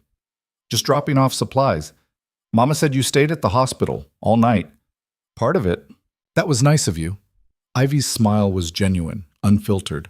"I'm sorry I was sick for my birthday. Mama says we have to wait until I'm better to have the party." "That's probably smart. Are you still coming when we do have it?" Wade glanced at Lena, who was watching this exchange with an expression he couldn't quite read. "Yeah," he said. "I'm still coming." Ivy's smile got bigger. "Good. Because Mama made a special dinner plan and everything, and she said there'd be cake." "There will definitely be cake," Lena confirmed. They visited for a while, Ivy chattering about the hospital, the nice nurses, the not-so-nice medicine, the weird sounds the machines made. She seemed untroubled by how close she'd come to serious danger, resilient in the way only children could be. Eventually, Wade stood to leave. At the door, Lena walked him out. "The groceries?" she started. "Let me pay you. Consider it a late housewarming gift." "Wait." "Lena." He met her eyes. "Let me do this. Please." She studied him for a moment, then nodded. "Okay, but you're letting me cook you dinner soon. A real one, not just leftovers I pretend are accidental." "We'll see." Walking back to his house, Wade felt something unfamiliar settling in his chest. Not quite happiness. He wasn't ready to call it that yet. But maybe contentment. or at least the possibility of it. The rest of the week passed quietly. Ivy recovered quickly, her energy returning in bursts that left Lena looking simultaneously relieved and exhausted. Wade found himself stopping by more often than strictly necessary, ostensibly to check on repairs or offer advice, but really just to make sure they were okay. Saturday arrived with clear skies and unseasonable warmth. Wade drove to the bakery to pick up the cake Margaret had made. When she brought it out, he had to admit she'd outdone herself. A remarkably realistic chicken, complete with yellow frosting feathers and a bright red comb. "Think she'll like it?" Margaret asked. "She'll love it." "Good. Tell Lena happy birthday to her girl from me." Wade loaded the cake carefully into his truck and drove to the Murphy place. Lena had decorated the porch with streamers and balloons, simple but cheerful. Ivy was playing in the yard chasing butterflies, looking fully recovered. She saw Wade's truck and came running. "You came. You really came." "Said I would, didn't I?" People say lots of things. They don't always mean them. The observation was too old for her years, spoken with the casual wisdom of a child who'd learned early that promises could be broken. "I meant it," Wade said. He carried the cake inside where Lena had set up a small table with paper plates and decorations. Her eyes widened when she saw what he'd brought. "Wade, this is amazing." "Margaret at the bakery did all the work. Still, you thought of it. You ordered it." Lena's voice went soft. "Thank you." Ivy bounced over to see, letting out a squeal of delight when she spotted the chicken cake. "It's perfect. It's the most perfect cake ever." They ate first. Lena had made spaghetti, simple but good. Ivy talked non-stop through dinner, telling Wade about every chicken fact she'd learned from the library books her mother had checked out. Wade listened, occasionally asking questions, finding himself genuinely interested despite knowing nothing about chickens. After dinner came the cake. They sang, awkwardly in Wade's case, his voice rusty from disuse, while Ivy beamed at the candles. She made a wish and blew them out in one breath. "What did you wish for?" Lena asked. "Can't tell or it won't come true. That's the rule." They ate cake that was probably too sweet but tasted perfect anyway. Ivy opened her present from Lena, books about raising chickens, a small journal for recording observations, and a promise that they'd get real chickens as soon as the coop was fully repaired. Then Ivy turned to Wade expectantly. "I didn't bring a present," Wade said. Ivy's face fell slightly. "Oh, that's okay." But it wasn't okay, not really. Wade had known this was a birthday party. He'd just convinced himself that showing up was enough. "Actually," he heard himself say, "I do have something. It's not wrapped or anything, and it's more of an IOU than an actual present." "What's an IOU?" "It means I promised to do something later." Wade looked at Lena, who was watching him with curious eyes. "How about I teach you about chickens? The real stuff, not just book learning. When you get your birds, I'll show you how to care for them properly. How to spot when they're sick, how to keep predators away. All of it." Ivy's eyes went wide. "Really?" "Really. You know about chickens?" "I know about livestock. Chickens are easier than cattle, usually." Ivy launched herself at Wade in a hug that caught him completely off guard. He froze, arms awkwardly out, before carefully patting her back. "Thank you, thank you, thank you." Ivy pulled back, bouncing on her toes. "This is the best present ever. It's just chicken advice. It's better than a toy. Toys break. Learning lasts forever." She beamed at him. "Mama says that all the time." Wade glanced at Lena, who shrugged with a small smile. "I might have said that once or twice." They spent the rest of the evening in Lena's small living room. Ivy showed Wade her drawings, her collection of interesting rocks, her stuffed animals that each had elaborate backstories. She talked until her words started slurring with exhaustion, and Lena finally declared it bedtime. "But Wade's still here," Ivy protested. "And Wade has his own home to get back to," Lena said firmly. Ivy looked at Wade. "Will you come back?" "Probably." "Promise?" Wade hesitated. Promises were dangerous things. They created expectations, obligations. They meant people counted on you. But looking at Ivy's hopeful face, he found himself nodding. "Yeah, kid, I promise." Satisfied, Ivy let her mother lead her to bed. Wade stood to leave, but Lena gestured for him to wait. She returned a few minutes later, Ivy presumably asleep or close to it. "You made her whole year," Lena said softly. "The chicken lessons. She's going to hold you to that." I know. Why did you offer? You could have just gotten her a toy or something. Wade shrugged. Toys break. Learning lasts forever. Lena laughed, the sound warm and genuine, using my own words against me. They were good words. They stood in the small living room, surrounded by the remnants of the party, crumpled streamers, empty plates, the demolished chicken cake. This was nice, Lena said, having someone here besides just us, making it feel like an actual celebration instead of just going through the motions. You would have made it special either way. Maybe. But it was better with you here. She met his eyes. You're good with her, with Ivy. She trusts you. She trusts everyone. That kid has no sense of self-preservation. That's not true. She's careful around most people. Polite, but distant. With you, she's just herself. She feels safe. The observation sat uncomfortably on Wade's shoulders. He wasn't safe. He was broken and haunted and liable to retreat back into isolation at any moment. Getting attached to him was a terrible idea, but he didn't say any of that. I should go, he said instead. Lena walked him to the door. On the porch, she touched his arm lightly. Thank you, Wade, for showing up, for keeping your word, for being here when we needed you. Stop thanking me. Not a chance. Wade drove home through the darkness, his truck still smelling like bakery frosting. His house felt emptier than usual when he walked in, quieter. He'd gotten used to noise again, Ivy's chatter, Lena's laughter, the simple sounds of other people existing in his space. He sat at his kitchen table and thought about promises, about showing up, about a little girl who thought learning about chickens was the best present ever. 7 years ago, he'd made promises to Sarah and Emma, promises to keep them safe, to be there for them, to build a life together. He'd failed. But maybe, Wade thought, maybe that didn't mean he should stop making promises altogether.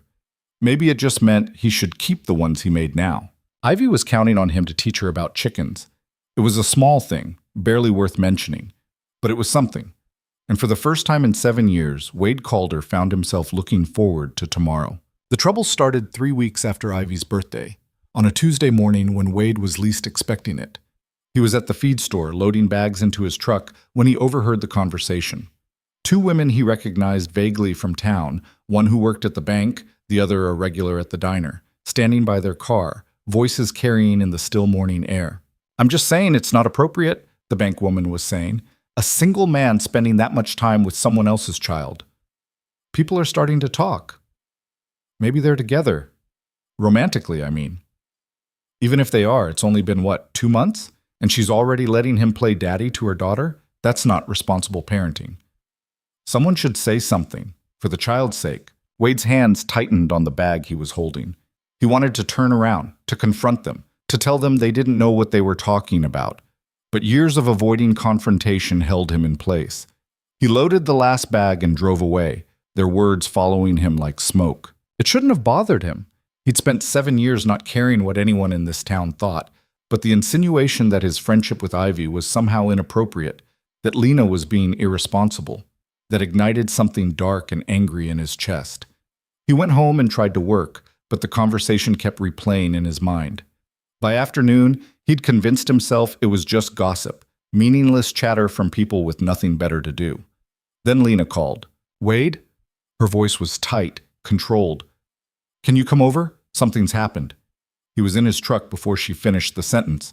When he arrived, Lena was on her porch, gripping a piece of paper so hard her knuckles were white. Ivy was inside, visible through the window, playing with her rabbit. What's wrong? Wade asked. Lena handed him the paper without speaking. It was a letter from Child Protective Services. Formal, bureaucratic language that boiled down to one thing. Someone had filed a complaint questioning Lena's fitness as a parent. The letter cited concerns about the child's living conditions, lack of stable support system, and exposure to potentially inappropriate adult relationships. Wade read it twice, fury building with each word. Who did this? He asked. I don't know. The complaint is anonymous. They're sending someone to do a home visit next week, to evaluate. Lena's voice cracked. They're evaluating whether I'm fit to raise my own daughter. Wade's jaw clenched. He knew exactly who'd done this. Those women at the feed store, or people like them, people who'd decided Lena was failing and wanted to prove themselves right. This is ridiculous, he said. You're a good mother. Anyone with eyes can see that. But what if they can't? What if they show up and see the house that's still half unpacked? The ranch that's barely holding together? The fact that I'm doing this alone? You're not alone. That's part of the problem, apparently. The inappropriate adult relationships part. Lena's laugh was hollow. They're talking about you, Wade. About you being around Ivy. Someone thinks that's wrong. The words hit like a physical blow. Wade had spent weeks slowly opening up, allowing himself to care about these two people, to be part of their lives, and now someone was using that against them. I'll stay away, he said immediately, until this gets cleared up. I won't give them anything else to... No, Lena's voice was sharp. Absolutely not. You're not disappearing because some bitter gossip decided to make our lives difficult. Ivy would be devastated, and honestly, so would I. But if it helps your case, it won't. Don't you see? They've already made up their minds. If you disappear now, it just confirms their narrative, that there was something inappropriate happening, something you're trying to hide. Lena's eyes were fierce. We didn't do anything wrong. You haven't done anything wrong. And I'm not letting them turn something good into something shameful. Wade wanted to believe her, but he'd seen how these things worked. The system didn't care about truth or intent. It cared about appearances, about checking boxes, about minimizing risk. What are you going to do? He asked. I don't know. Prepare, I guess. Make sure everything's in order for when they come. Lena looked at the letter again, her expression hardening. And I'm going to find out who did this. Lena, someone in this town decided I don't deserve to raise my daughter. I want to know who.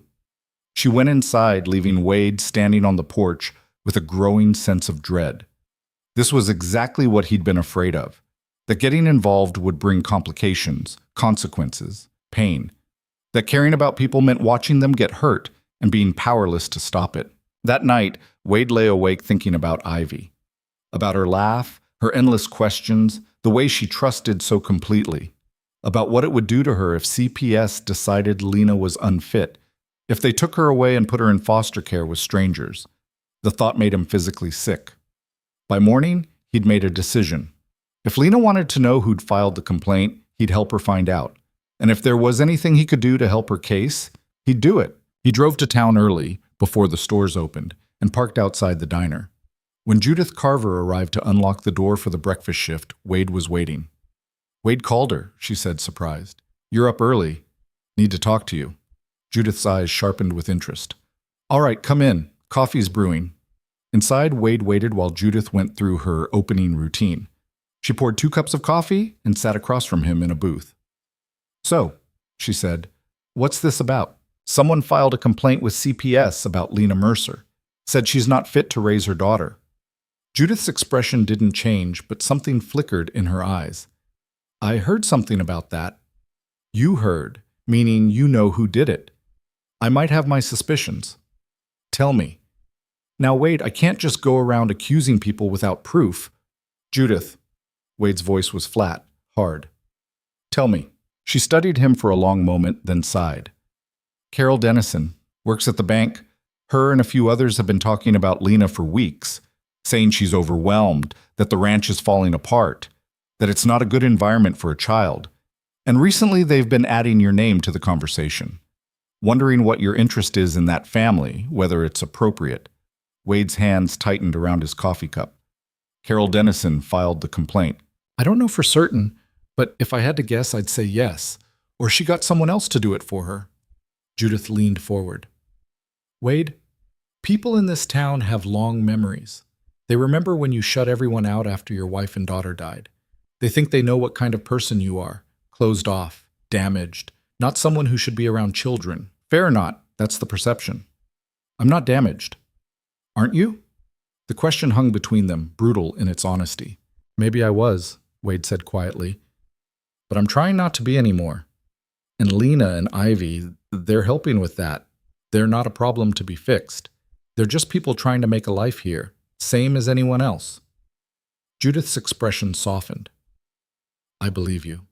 And for what it's worth, I think Carol Dennison is a miserable woman who gets her kicks from judging other people. But that doesn't change the fact that she filed a complaint, and now CPS has to follow through. What can Lena do? Be prepared. Have her house in order. Be able to show she's providing for her daughter, that the living conditions are safe, that she's got a support system. Judith paused.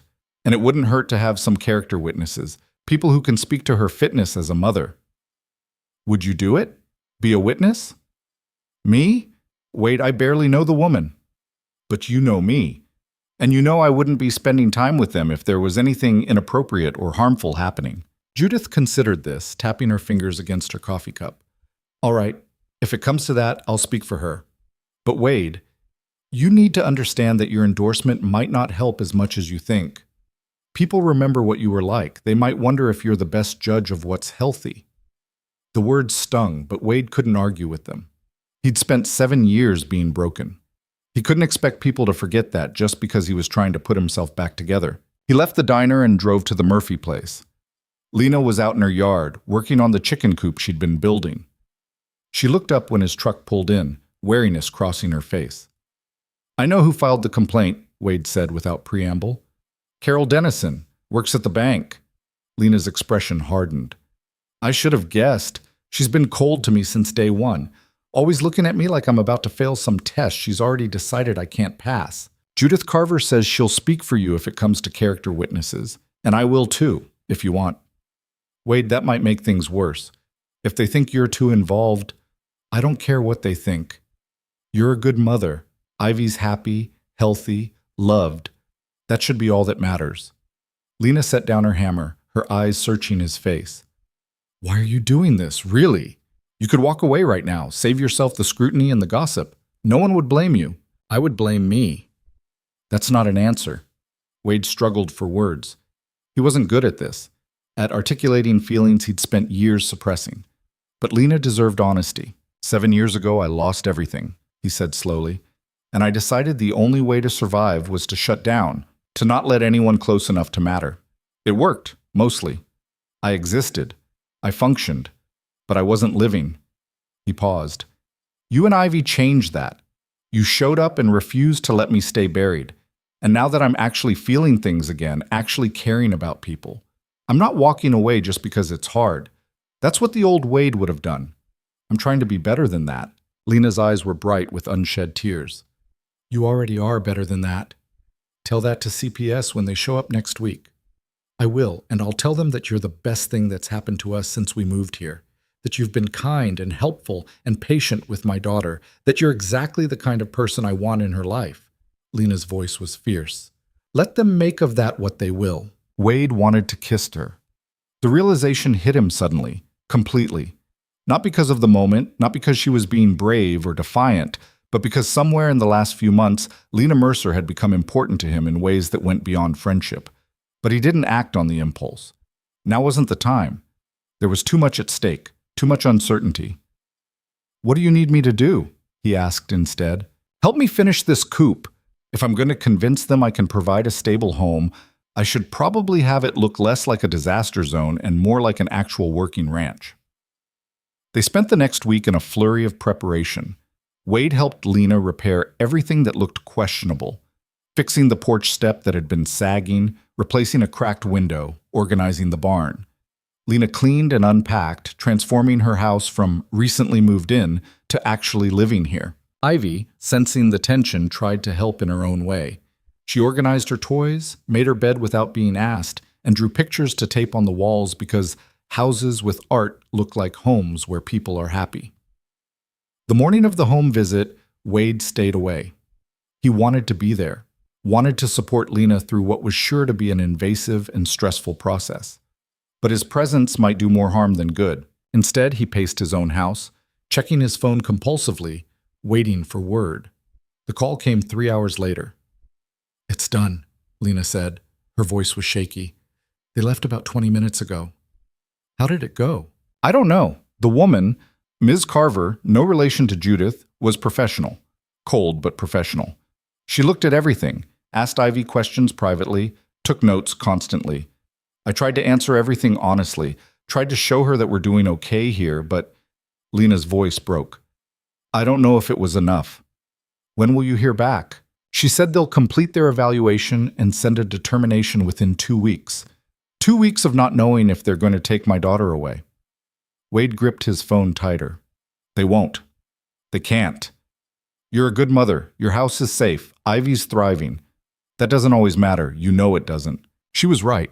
Wade had seen enough of the world to know that good people lost everything all the time, that justice didn't always prevail, that trying your best wasn't always enough. Do you want me to come over? He asked.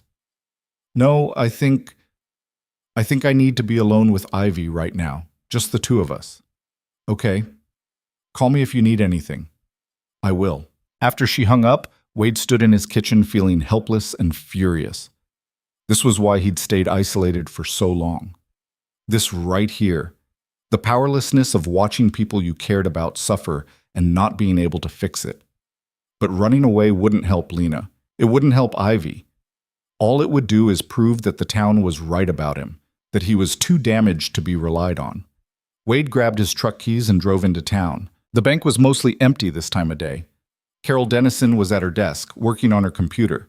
She looked up when Wade approached, and recognition flashed across her face, followed quickly by wariness. Mr. Calder, can I help you with something? You filed a complaint with CPS about Lena Mercer. Carol's expression went carefully neutral. I don't know what you're talking about. Yes, you do. You and your friends decided she wasn't fit to raise her daughter, so you reported her. Got the state involved, made her prove she deserves to keep her own child. If I did have concerns about a child's welfare, reporting them would be my civic duty. Your civic duty? Wade's voice was cold. Tell me, Carol, what exactly were you concerned about? The fact that Lena's doing her best in a difficult situation? The fact that she's raising her daughter alone after losing her husband? Or the fact that she had the audacity to move here and not immediately fail like you all expected? Carol stood up, her face flushing. I don't have to explain myself to you. No. But you will have to live with yourself when a good woman loses her daughter because you couldn't mind your own business. This is inappropriate. I'm going to have to ask you to leave. Wade leaned forward, keeping his voice low and steady. I've spent 7 years in this town being exactly what you all expected, broken, isolated, half dead. And you know what? You were all fine with that. Left me alone, didn't ask questions, let me rot in peace. But the second I try to actually live again, try to care about people who need someone in their corner, suddenly I'm a problem. Suddenly I'm inappropriate. That's not... Yeah, it is, and we both know it. Wade straightened. Lena Mercer is a better parent than most people in this town could ever hope to be. She's strong, dedicated, and she loves her daughter more than anything. If CPS had any sense, they'd close this case immediately. But if they don't, if they decide to pursue this because of your complaint, I want you to know that I will make sure everyone knows who started it. I'll make sure they know that you used the state to target a single mother who was doing nothing wrong except existing in a way you didn't approve of. Carol's face had gone white. Are you threatening me? I'm promising you, stay out of their lives. Wade turned and walked out before she could respond. His hands were shaking, adrenaline coursing through him. He'd never confronted anyone like that before, never stood up for someone so directly. It felt good. Terrifying, but good. He drove home and called Lena. I did something stupid, he said when she answered. What did you do? I confronted Carol Dennison, told her to back off. Silence on the other end. Then, Wade, you didn't have to do that. Yeah, I did. She needed to know that you're not alone, that people are willing to fight for you. People? Or just you? Does it matter? Maybe. Lena's voice was soft. What did she say? Not much. She knows she's in the wrong. Doesn't mean she'll admit it, but she knows. Thank you for standing up for us.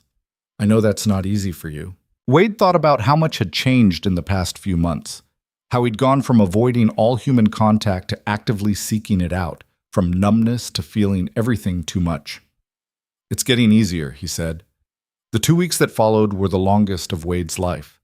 Lena tried to maintain normalcy for Ivy's sake, but the strain showed. She was distracted, short-tempered in a way she usually wasn't. Ivy, sensing something was wrong, became clingy and quiet. Wade spent more time at the Murphy place during those weeks than he did at his own ranch. He helped with daily tasks, kept Ivy occupied when Lena needed space to breathe, and provided a steady presence that said, Whatever happens, you're not facing it alone. On the 13th day, Lena called him at 7 in the morning. The letter came, she said. Her voice was unreadable. Wade's heart stopped. And? Case closed. No evidence of neglect or unsafe conditions. They're satisfied that Ivy is being well cared for. A pause, then Lena's voice broke with relief. She's staying with me. They're not taking her. Wade sat down hard on his porch steps, the tension he'd been carrying for 2 weeks draining out of him all at once. That's good. That's really good. More than good. It's everything. Lena was crying now, happy tears. I was so scared, Wade. I've been terrified for 2 weeks that I was going to lose her. But you didn't, and you won't. You're her mother, and anyone with sense can see you're exactly where she needs you to be. Will you come over tonight? I want to celebrate, just the 3 of us. Yeah, I'll be there. That evening, Wade drove to the Murphy place carrying a bottle of wine he'd had in his cupboard for years, saving it for an occasion that had never come. When he arrived, Ivy was on the porch, bouncing with barely contained energy. Mama says we're celebrating, she announced. She says the bad people decided to leave us alone. That's about right, kid. Inside, Lena had made a real dinner. Roast chicken, vegetables, the works. They ate at her small table, Ivy chattering about her plans for the chickens they'd finally be getting next week, Lena looking lighter than Wade had seen her in days. After dinner, after Ivy had gone to bed, Wade and Lena sat on the porch with wine in mismatched glasses, watching the sun set. I keep waiting for the other shoe to drop, Lena said quietly, for something else to go wrong. It's been hard for so long that good news almost doesn't feel real. It's real, I know. Logically, I know. But emotionally, she trailed off, taking a sip of wine. When my husband died, it took me months to believe it was actually over. That there wasn't going to be some miracle, some mistake where he'd walk through the door and tell me it was all a horrible dream. Even after the funeral, even after selling most of his things, part of me kept expecting him to come back. Wade understood that impulse. The inability to accept that someone could just be gone, that the world could fundamentally change in an instant and then just continue. Does it get easier? Lena asked. The grief? Yeah, different, but easier. You stop waiting for them to come back. Start remembering them as they were, instead of mourning what you lost. Wade paused. Mostly, anyway. Some days are harder than others. Do you still think about them? Your wife and daughter? Every day, but it doesn't hurt the same way it used to. Now it's more like missing a limb that used to be there. You adapt, you learn to function, but you're always aware of what's gone. Lena was quiet for a moment. Then, I'm glad you're here, Wade. I don't think I could have gotten through the last few weeks without you. You could have. You're stronger than you think. Maybe, but I'm glad I didn't have to find out. She turned to look at him, the porch light catching in her eyes. Ivy loves you. You know that, right? Wade's throat tightened. She's a good kid. She is, and she needs stability, people she can count on to stay. The implication was clear. Are you staying? Wade thought about the gate between their properties, the one that had hung rusted and unused for years. Lately, he'd been leaving it open, making it easier to move back and forth between the 2 ranches. It was a small thing, barely worth mentioning, but it felt symbolic. I'm staying, Wade said. Lena smiled, soft and genuine. Good. They sat in comfortable silence as night fell completely, the stars emerging overhead. Wade thought about how different his life looked now compared to 3 months ago, how the isolation that had felt like safety now felt like imprisonment he'd escaped. He thought about Ivy, about teaching her to care for chickens like he'd promised, about Lena, about the way she'd fought for her daughter with a ferocity that reminded him of Sarah, about the possibility of building something new from the wreckage of what he'd lost. It wouldn't erase the past. Sarah and Emma would always be gone. That wound would always exist. But maybe, Wade thought, maybe it was possible to have both, to carry grief and still find joy, to remember what was lost and still build something new. I should go, he said finally, standing. Let you get some rest. Lena walked him to his truck. In the darkness, with just the porch light behind them, she reached out and took his hand. Thank you, she said, for everything, for showing up, for staying, for fighting for us when we needed someone in our corner. Wade squeezed her hand once before letting go. That's what family does. The word hung between them, heavy with meaning. Lena's eyes were bright. Yeah, I guess it is. Wade drove home with the taste of possibility on his tongue. For 7 years, he'd convinced himself that family was something you lost, that once it was gone, it could never be replaced. But standing in Lena's yard, holding her hand in the darkness, he'd felt something shift. Maybe family wasn't just blood. Maybe it was also choice. The decision to show up, to stay, to fight for people who mattered. And Lena and Ivy mattered. Wade pulled into his driveway and sat for a moment, looking across at the lights of the Murphy place. Lena was still on her porch, a silhouette against the warm glow. She lifted her hand in a wave. And this time, without hesitation, Wade waved back. The chickens arrived on a Saturday morning in early July, delivered in crates by a rancher from 2 counties over. Ivy was vibrating with excitement, bouncing on her toes as Wade and Lena unloaded 6 healthy hens from the truck. Can I hold one? Please, please, please? Let's get them settled first, Lena said, carrying a crate toward the newly finished coop. Wade, you want to show her how to handle them properly? Wade set down his crate and crouched beside Ivy. First rule, chickens are prey animals. That means they scare easy. You've got to be calm and gentle, or they'll panic.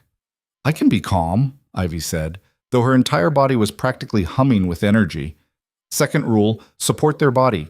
Don't just grab, scoop underneath, hold them against you so they feel secure. He demonstrated with one of the hens, lifting her carefully and tucking her against his chest.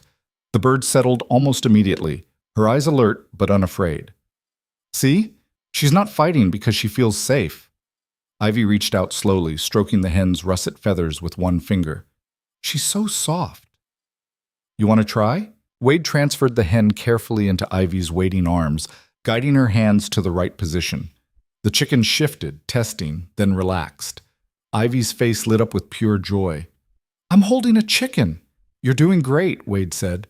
Just keep her close like that. Lena watched from the coop doorway, something soft in her expression. Wade caught her eye and felt warmth spread through his chest.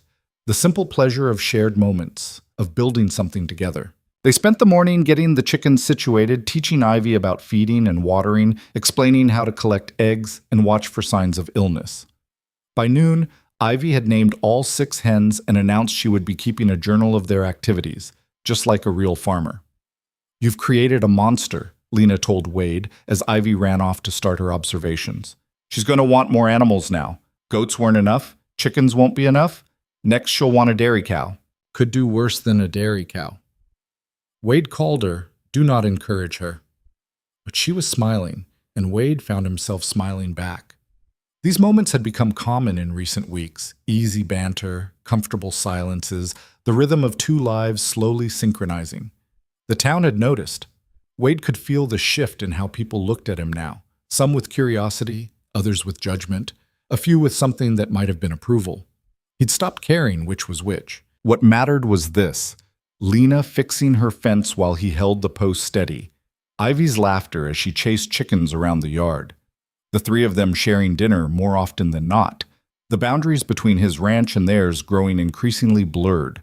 What mattered was that for the first time in 7 years, Wade Calder was living instead of just existing. 2 weeks after the chickens arrived, the town held its annual summer gathering, part picnic, part fundraiser, all small-town social obligation. Wade hadn't attended in years, had actively avoided it since Sarah and Emma died. The thought of forced cheerfulness and shallow conversations made his skin crawl. But Ivy wanted to go. She'd heard about it at the library, had begged Lena to take her, had even drawn a picture of the 3 of them at the event. You don't have to come, Lena said when she mentioned it to Wade. I know crowds aren't your thing. They're not. So we'll go without you. It's fine. But the thought of them walking into that gathering alone, facing the people who'd judged Lena so harshly, who'd tried to take her daughter away, that didn't sit right with Wade. I'll come, he said. Lena's eyes widened. You sure? No, but I'll come anyway. The day of the gathering, Wade drove to town with a sense of impending doom. The event was held in the park by the library. Tables set up under oak trees, families scattered across the grass. Music played from a speaker somewhere. Children ran in packs. Adults clustered in familiar groups. Wade spotted Lena and Ivy near the food tables. Ivy was wearing a sundress, her hair in braids, looking more dressed up than Wade had ever seen her. Lena wore jeans and a simple blue shirt, but she'd done something different with her hair, and Wade's brain short-circuited slightly, trying not to stare. "You came!" Ivy spotted him first, running over with her usual lack of restraint.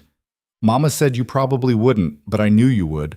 I made you this." She held out a bracelet made of colorful string, lumpy and uneven, but clearly crafted with care. "Friendship bracelet," Ivy explained. "So people know we're friends." Wade took it carefully, the thing small and ridiculous in his calloused hands. "Thanks, kid." "You have to wear it." "Right now?" "Right now." Wade tied the bracelet around his wrist, feeling absurd and touched in equal measure. Ivy beamed at him, then ran back to Lena. "She's been working on that all week," Lena said when Wade joined them. "Refused to tell me who it was for." "It's very colorful." "That's one word for it." Lena's smile was warm. "Thanks for wearing it." "Didn't have much choice." They got food, burgers and potato salad and corn on the cob, and found a spot on the grass away from the main crowds. Ivy ate quickly, then asked if she could go play with some other kids she'd spotted. "Stay where I can see you," Lena said. "I will." She darted off, leaving Wade and Lena alone on their blanket. "This is nice," Lena said, watching Ivy join a group near the playground. "Feels almost normal." "Does normal include everyone staring at us?" "They're not." Lena looked around and realized he was right. Several groups were watching them, some openly, others trying to be subtle about it. "Okay, yeah, they're staring. It's fine, let them look." But it wasn't fine, not entirely. Wade could feel the weight of their attention, could imagine the conversations happening just out of earshot. Look at Wade Calder, finally coming out of hiding. Wonder what's going on with him and that Mercer woman. Think it's serious? A few people approached over the next hour, some genuinely friendly, others clearly fishing for information. Wade deflected most questions with monosyllabic answers, but Lena was better at this, charming and open in a way he'd never be. Then Judith Carver appeared, and Wade tensed reflexively. "Lena, Wade." Judith nodded to them both. "Nice to see you here together." "Just seemed like a good day for it," Lena said carefully. "I'm glad, and I wanted to tell you, I heard the CPS case got closed. That's wonderful news." "It is. Thank you for offering to speak on my behalf. It meant a lot, even though it didn't come to that." "Of course. Anyone with sense could see you're doing right by that little girl." Judith's gaze shifted to Wade. "And it's good to see you out and about, Wade. Been too long." Wade grunted acknowledgement, not trusting himself to say more. After Judith left, Lena let out a breath. "That wasn't so bad." "Give it time." But the afternoon passed more smoothly than Wade expected. They ate ice cream, watched Ivy win a prize at the ring toss, sat in the shade and talked about nothing important. It was ordinary, unremarkable. It was perfect. Then Carol Dennison showed up. Wade saw her approaching and felt his entire body go rigid. Lena followed his gaze and her expression hardened. "Mrs. Mercer," Carol said, her voice tight. "Could I speak with you, privately?" "Anything you need to say, you can say in front of Wade." Carol's jaw clenched. She looked uncomfortable, cornered. "Fine. I wanted to apologize for the complaint, for causing you distress. It was..." She struggled with the words. "It was inappropriate of me. I overstepped." Lena stared at her. "You tried to have my daughter taken away. I was concerned..." "You were judgmental. There's a difference." Lena's voice was calm but iron hard. "You decided I didn't belong here, that I couldn't handle this life, and instead of minding your own business, you weaponized the system against me. I thought, you thought wrong. And if you're only apologizing because Wade confronted you or because the case got closed and now you look petty, then save it. I don't need your apology. I need you to leave us alone." Carol's face flushed red. She opened her mouth, closed it, then turned and walked away without another word. Wade looked at Lena with something close to awe. That was a long time coming. Lena's hands were shaking slightly. "I've been practicing what I'd say if I saw her. Wasn't sure I'd actually have the guts to say it." "You did good." "Yeah?" She looked at him, vulnerability showing through the anger. "I'm so tired of being judged, Wade. of having to prove I deserve to be here, deserve to raise my own daughter. I'm doing my best, and my best should be enough. It is enough, more than enough. Lena leaned against him slightly, just her shoulder touching his. Wade didn't pull away. They sat like that while Ivy played, while the town gathered and gossiped and carried on around them. Let them look, Wade thought. Let them judge. He'd spent 7 years caring too much about what people thought, letting their opinions dictate how he lived. He was done with that. The sun was starting to sink when Ivy ran back to them, grass-stained and happy. Can we stay for the music? They're going to have dancing. I don't dance, Wade said immediately. Everyone dances. You just move around. That's not how it works, kid. But 20 minutes later, Wade found himself standing at the edge of the makeshift dance floor while Ivy tugged on his hand. Please, just one dance? Lena was watching with barely concealed amusement. You heard her. Just one dance. Wade shot her a betrayed look, but allowed Ivy to pull him onto the floor. The music was upbeat, something country he vaguely recognized. Ivy bounced and spun with absolutely no regard for rhythm or form, pure joy in motion. Wade stood awkwardly, having no idea what to do with his hands, feeling every eye in the park on him. Then Ivy grabbed both his hands and pulled him into movement. Come on, you're not even trying. So Wade tried. He moved stiffly at first, then gradually loosening up, letting Ivy lead him in something that barely qualified as dancing. She was laughing, delighted, and despite his discomfort, Wade felt something warm bloom in his chest. This was what he'd missed, what he'd denied himself for 7 years. The simple act of being present, of participating in life instead of watching it pass by. The song ended. Ivy hugged his legs, breathless. That was fun. Can we do it again? Absolutely not. That was your one dance. But, Ivy, let the man breathe, Lena called, clearly fighting laughter. Wade escaped back to their blanket, his face warm. Don't say a word. I wasn't going to say anything. Lena's eyes were dancing. Except that was possibly the sweetest thing I've ever seen. You're enjoying this too much. Definitely. She paused, then added more quietly, Thank you for coming today, for being here with us. I know it wasn't easy. Wade looked at Ivy, who was now teaching another little girl her questionable dance moves. It's getting easier. Good, because we like having you around. The weight of those words settled over him. We like having you around. Such a simple statement, but it meant everything. It meant belonging.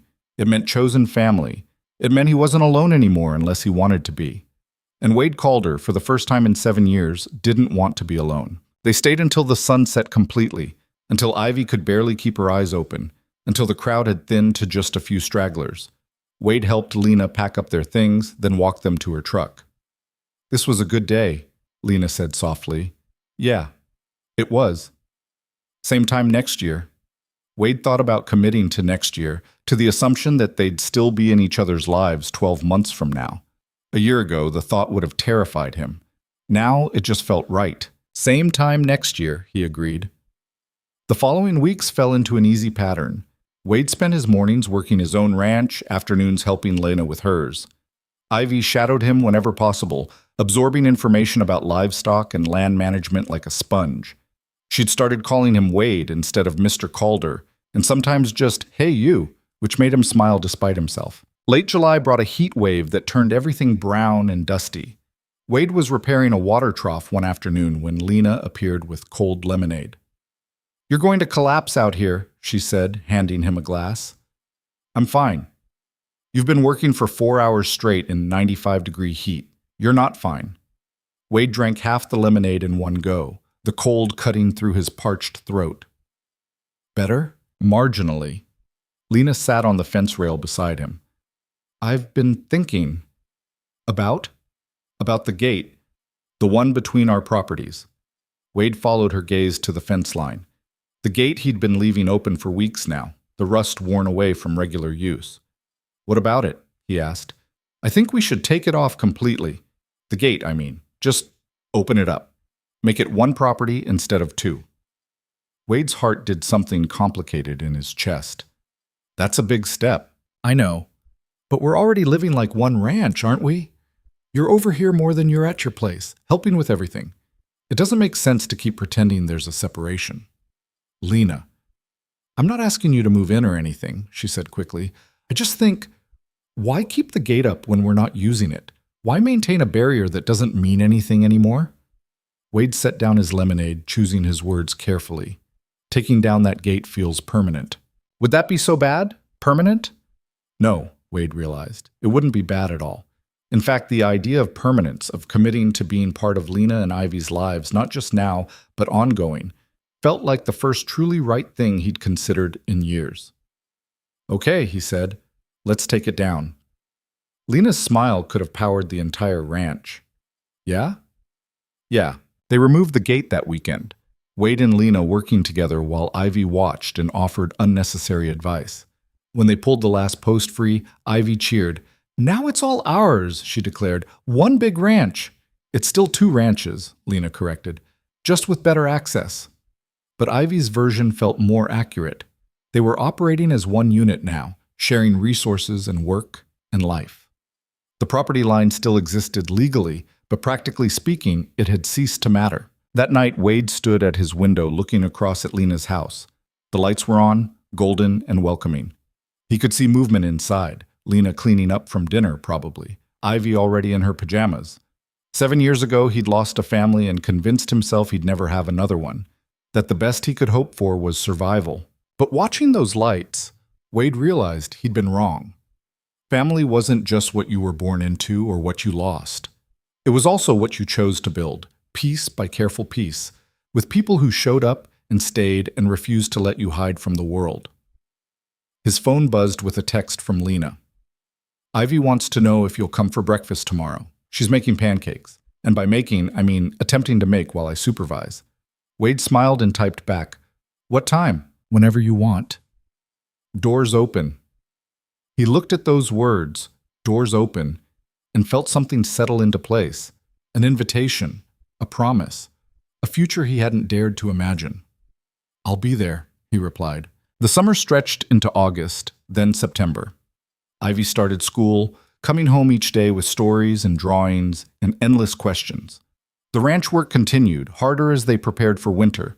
Wade taught Lena how to properly winterize the equipment, how to stockpile feed, how to spot early signs of illness in livestock so they could treat it before the cold made everything worse. One evening in late September, after Ivy had gone to bed, Wade and Lena sat on her porch with coffee that had gone cold an hour ago.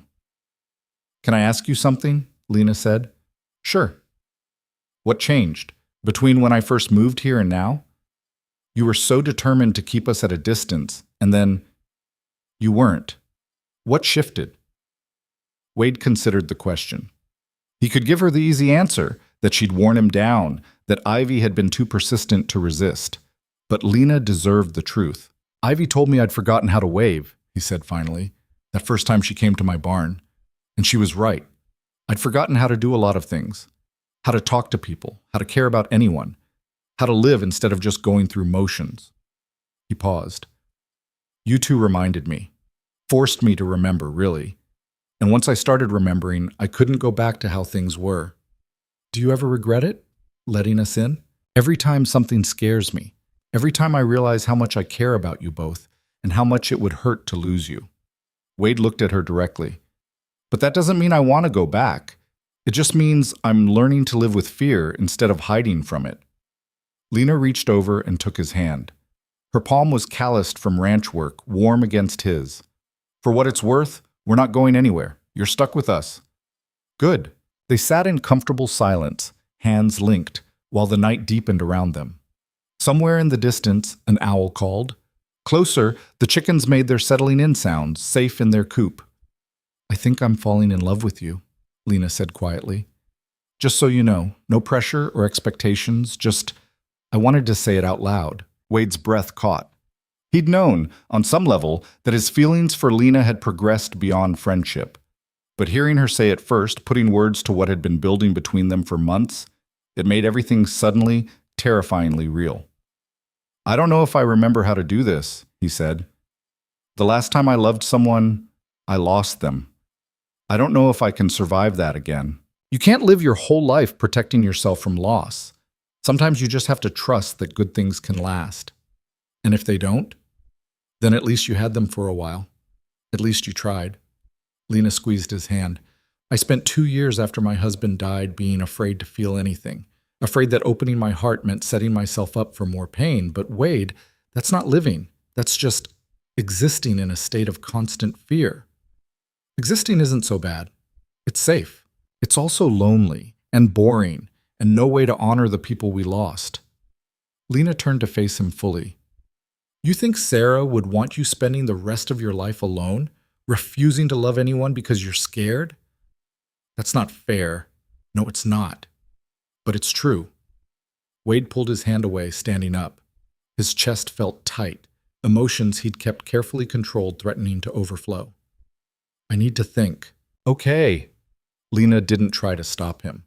Take all the time you need. I'll be here. Wade drove home through the darkness, his mind racing. He'd known this conversation was coming eventually, had felt the growing intimacy between them, but actually confronting it, actually having to decide if he was brave enough to risk his heart again, that was different. At home, he went to his bedroom and pulled out the box he rarely opened anymore. Sarah's things. Emma's things. Photographs of a life that felt both immediate and impossibly distant. He found a picture of Sarah smiling at the camera with Emma on her hip. They looked happy. Completely, unselfconsciously happy. Wade traced Sarah's face with one finger, feeling the familiar ache of loss. But underneath it was something new. Gratitude. Gratitude that he'd had them, even briefly. Gratitude that he'd known what it felt like to love so completely. And maybe, he thought, maybe the way to honor that love wasn't to lock himself away. Maybe it was to stay open. To let himself care about people even knowing he could lose them. To choose connection over safety. Sarah would want that for him. She'd always been brave, always willing to take emotional risks. She would have liked Lena, Wade realized, would have appreciated her strength, her determination, her refusal to accept defeat. She would have loved Ivy. Wade put the photograph back carefully and closed the box. Then he sat on his bed and made a decision. The next morning, he drove to Lena's house before sunrise. She was already up, visible through the kitchen window, making coffee. Wade knocked softly so he wouldn't wake Ivy. Lena opened the door, surprise and wariness mixing on her face. Wade, I wasn't expecting... I'm scared, he said without preamble. I'm terrified of loving you and losing you, of getting attached to Ivy and something happening to her, of building a life with you both and having it torn away. Lena's expression softened. Wade, but I'm more scared of spending the rest of my life alone, of looking back in 20 years and regretting that I was too afraid to try. He took a breath.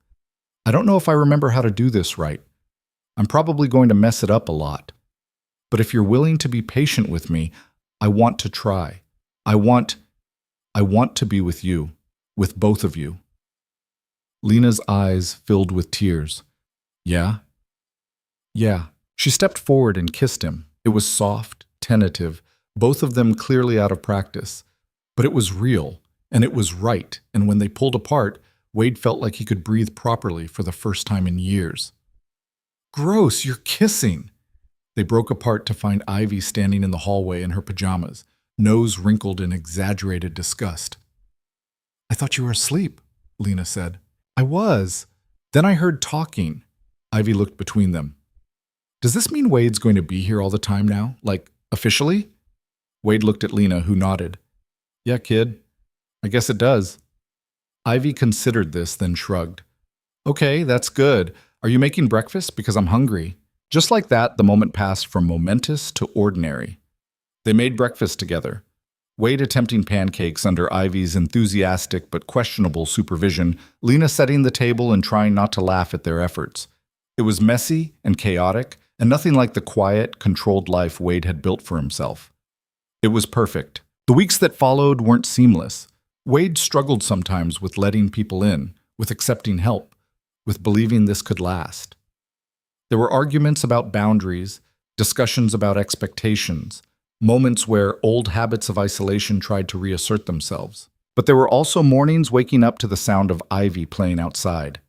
Evenings working side by side with Lena, their rhythms so synchronized now that words were often unnecessary.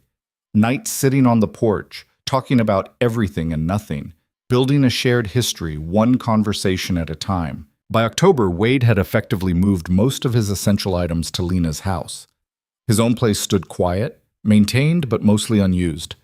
He told himself he was keeping it as backup, as insurance, but he knew the truth. He was home here, with Lena and Ivy, with their chaotic energy and their unfailing optimism and their absolute refusal to let him retreat into himself.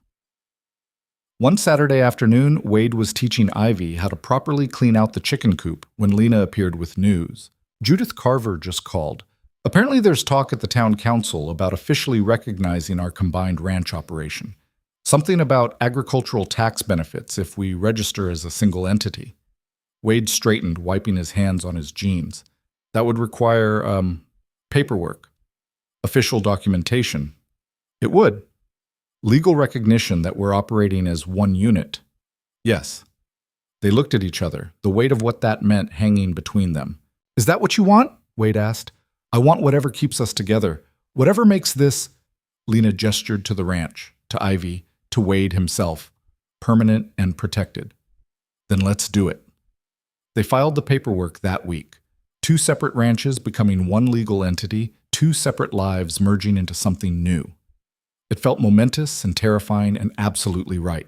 Winter came early that year, snow falling in mid-November. Wade and Lena worked together to prepare, securing buildings and moving livestock to shelter. Ivy helped where she could, her enthusiasm making up for her limited capability. The night before the first major storm hit, they sat together in Lena's living room. Wade's living room now, he supposed. Ivy was asleep on the couch, exhausted from a day of preparations. Lena was curled against Wade's side, his arm around her shoulders. You know what I realized today? Lena said quietly. What? I'm happy. Genuinely, completely happy. For the first time since my husband died, I'm not just surviving, I'm actually living. Wade understood exactly what she meant. Me too. Think it'll last, the happiness?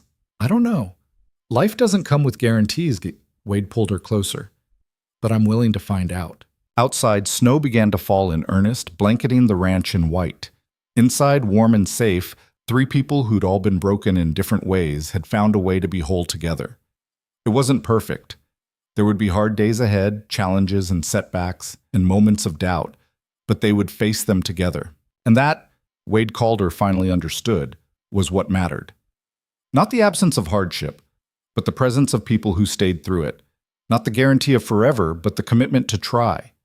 The gate between the 2 properties was gone now, removed weeks ago. But in its place was something better, an open path, an invitation, a choice made daily to stay connected. Ivy stirred on the couch, mumbling something in her sleep about chickens. Lena smiled, reaching over to pull a blanket more securely around her daughter. She loves you, you know, Lena said. She told me yesterday that she wishes you were her dad for real. Wade's throat tightened. What did you tell her? That family isn't just about biology. It's about who shows up, who stays, who loves you, even when it's hard. Lena looked up at him. And that by those measures, you already are. Wade thought about Emma, about the daughter he'd lost. She would have been almost the same age as Ivy now, would have had the same boundless energy, the same curious mind. Loving Ivy didn't erase Emma. Nothing could. But it did honor her memory, by staying open to love, by choosing connection, by refusing to let grief be the final word on his life. I love you both, Wade said. The words felt rusty, unpracticed, but they were true. Just so you know, Lena's smile was radiant. We know. We love you too. The storm raged outside, but inside they were warm and safe, and together.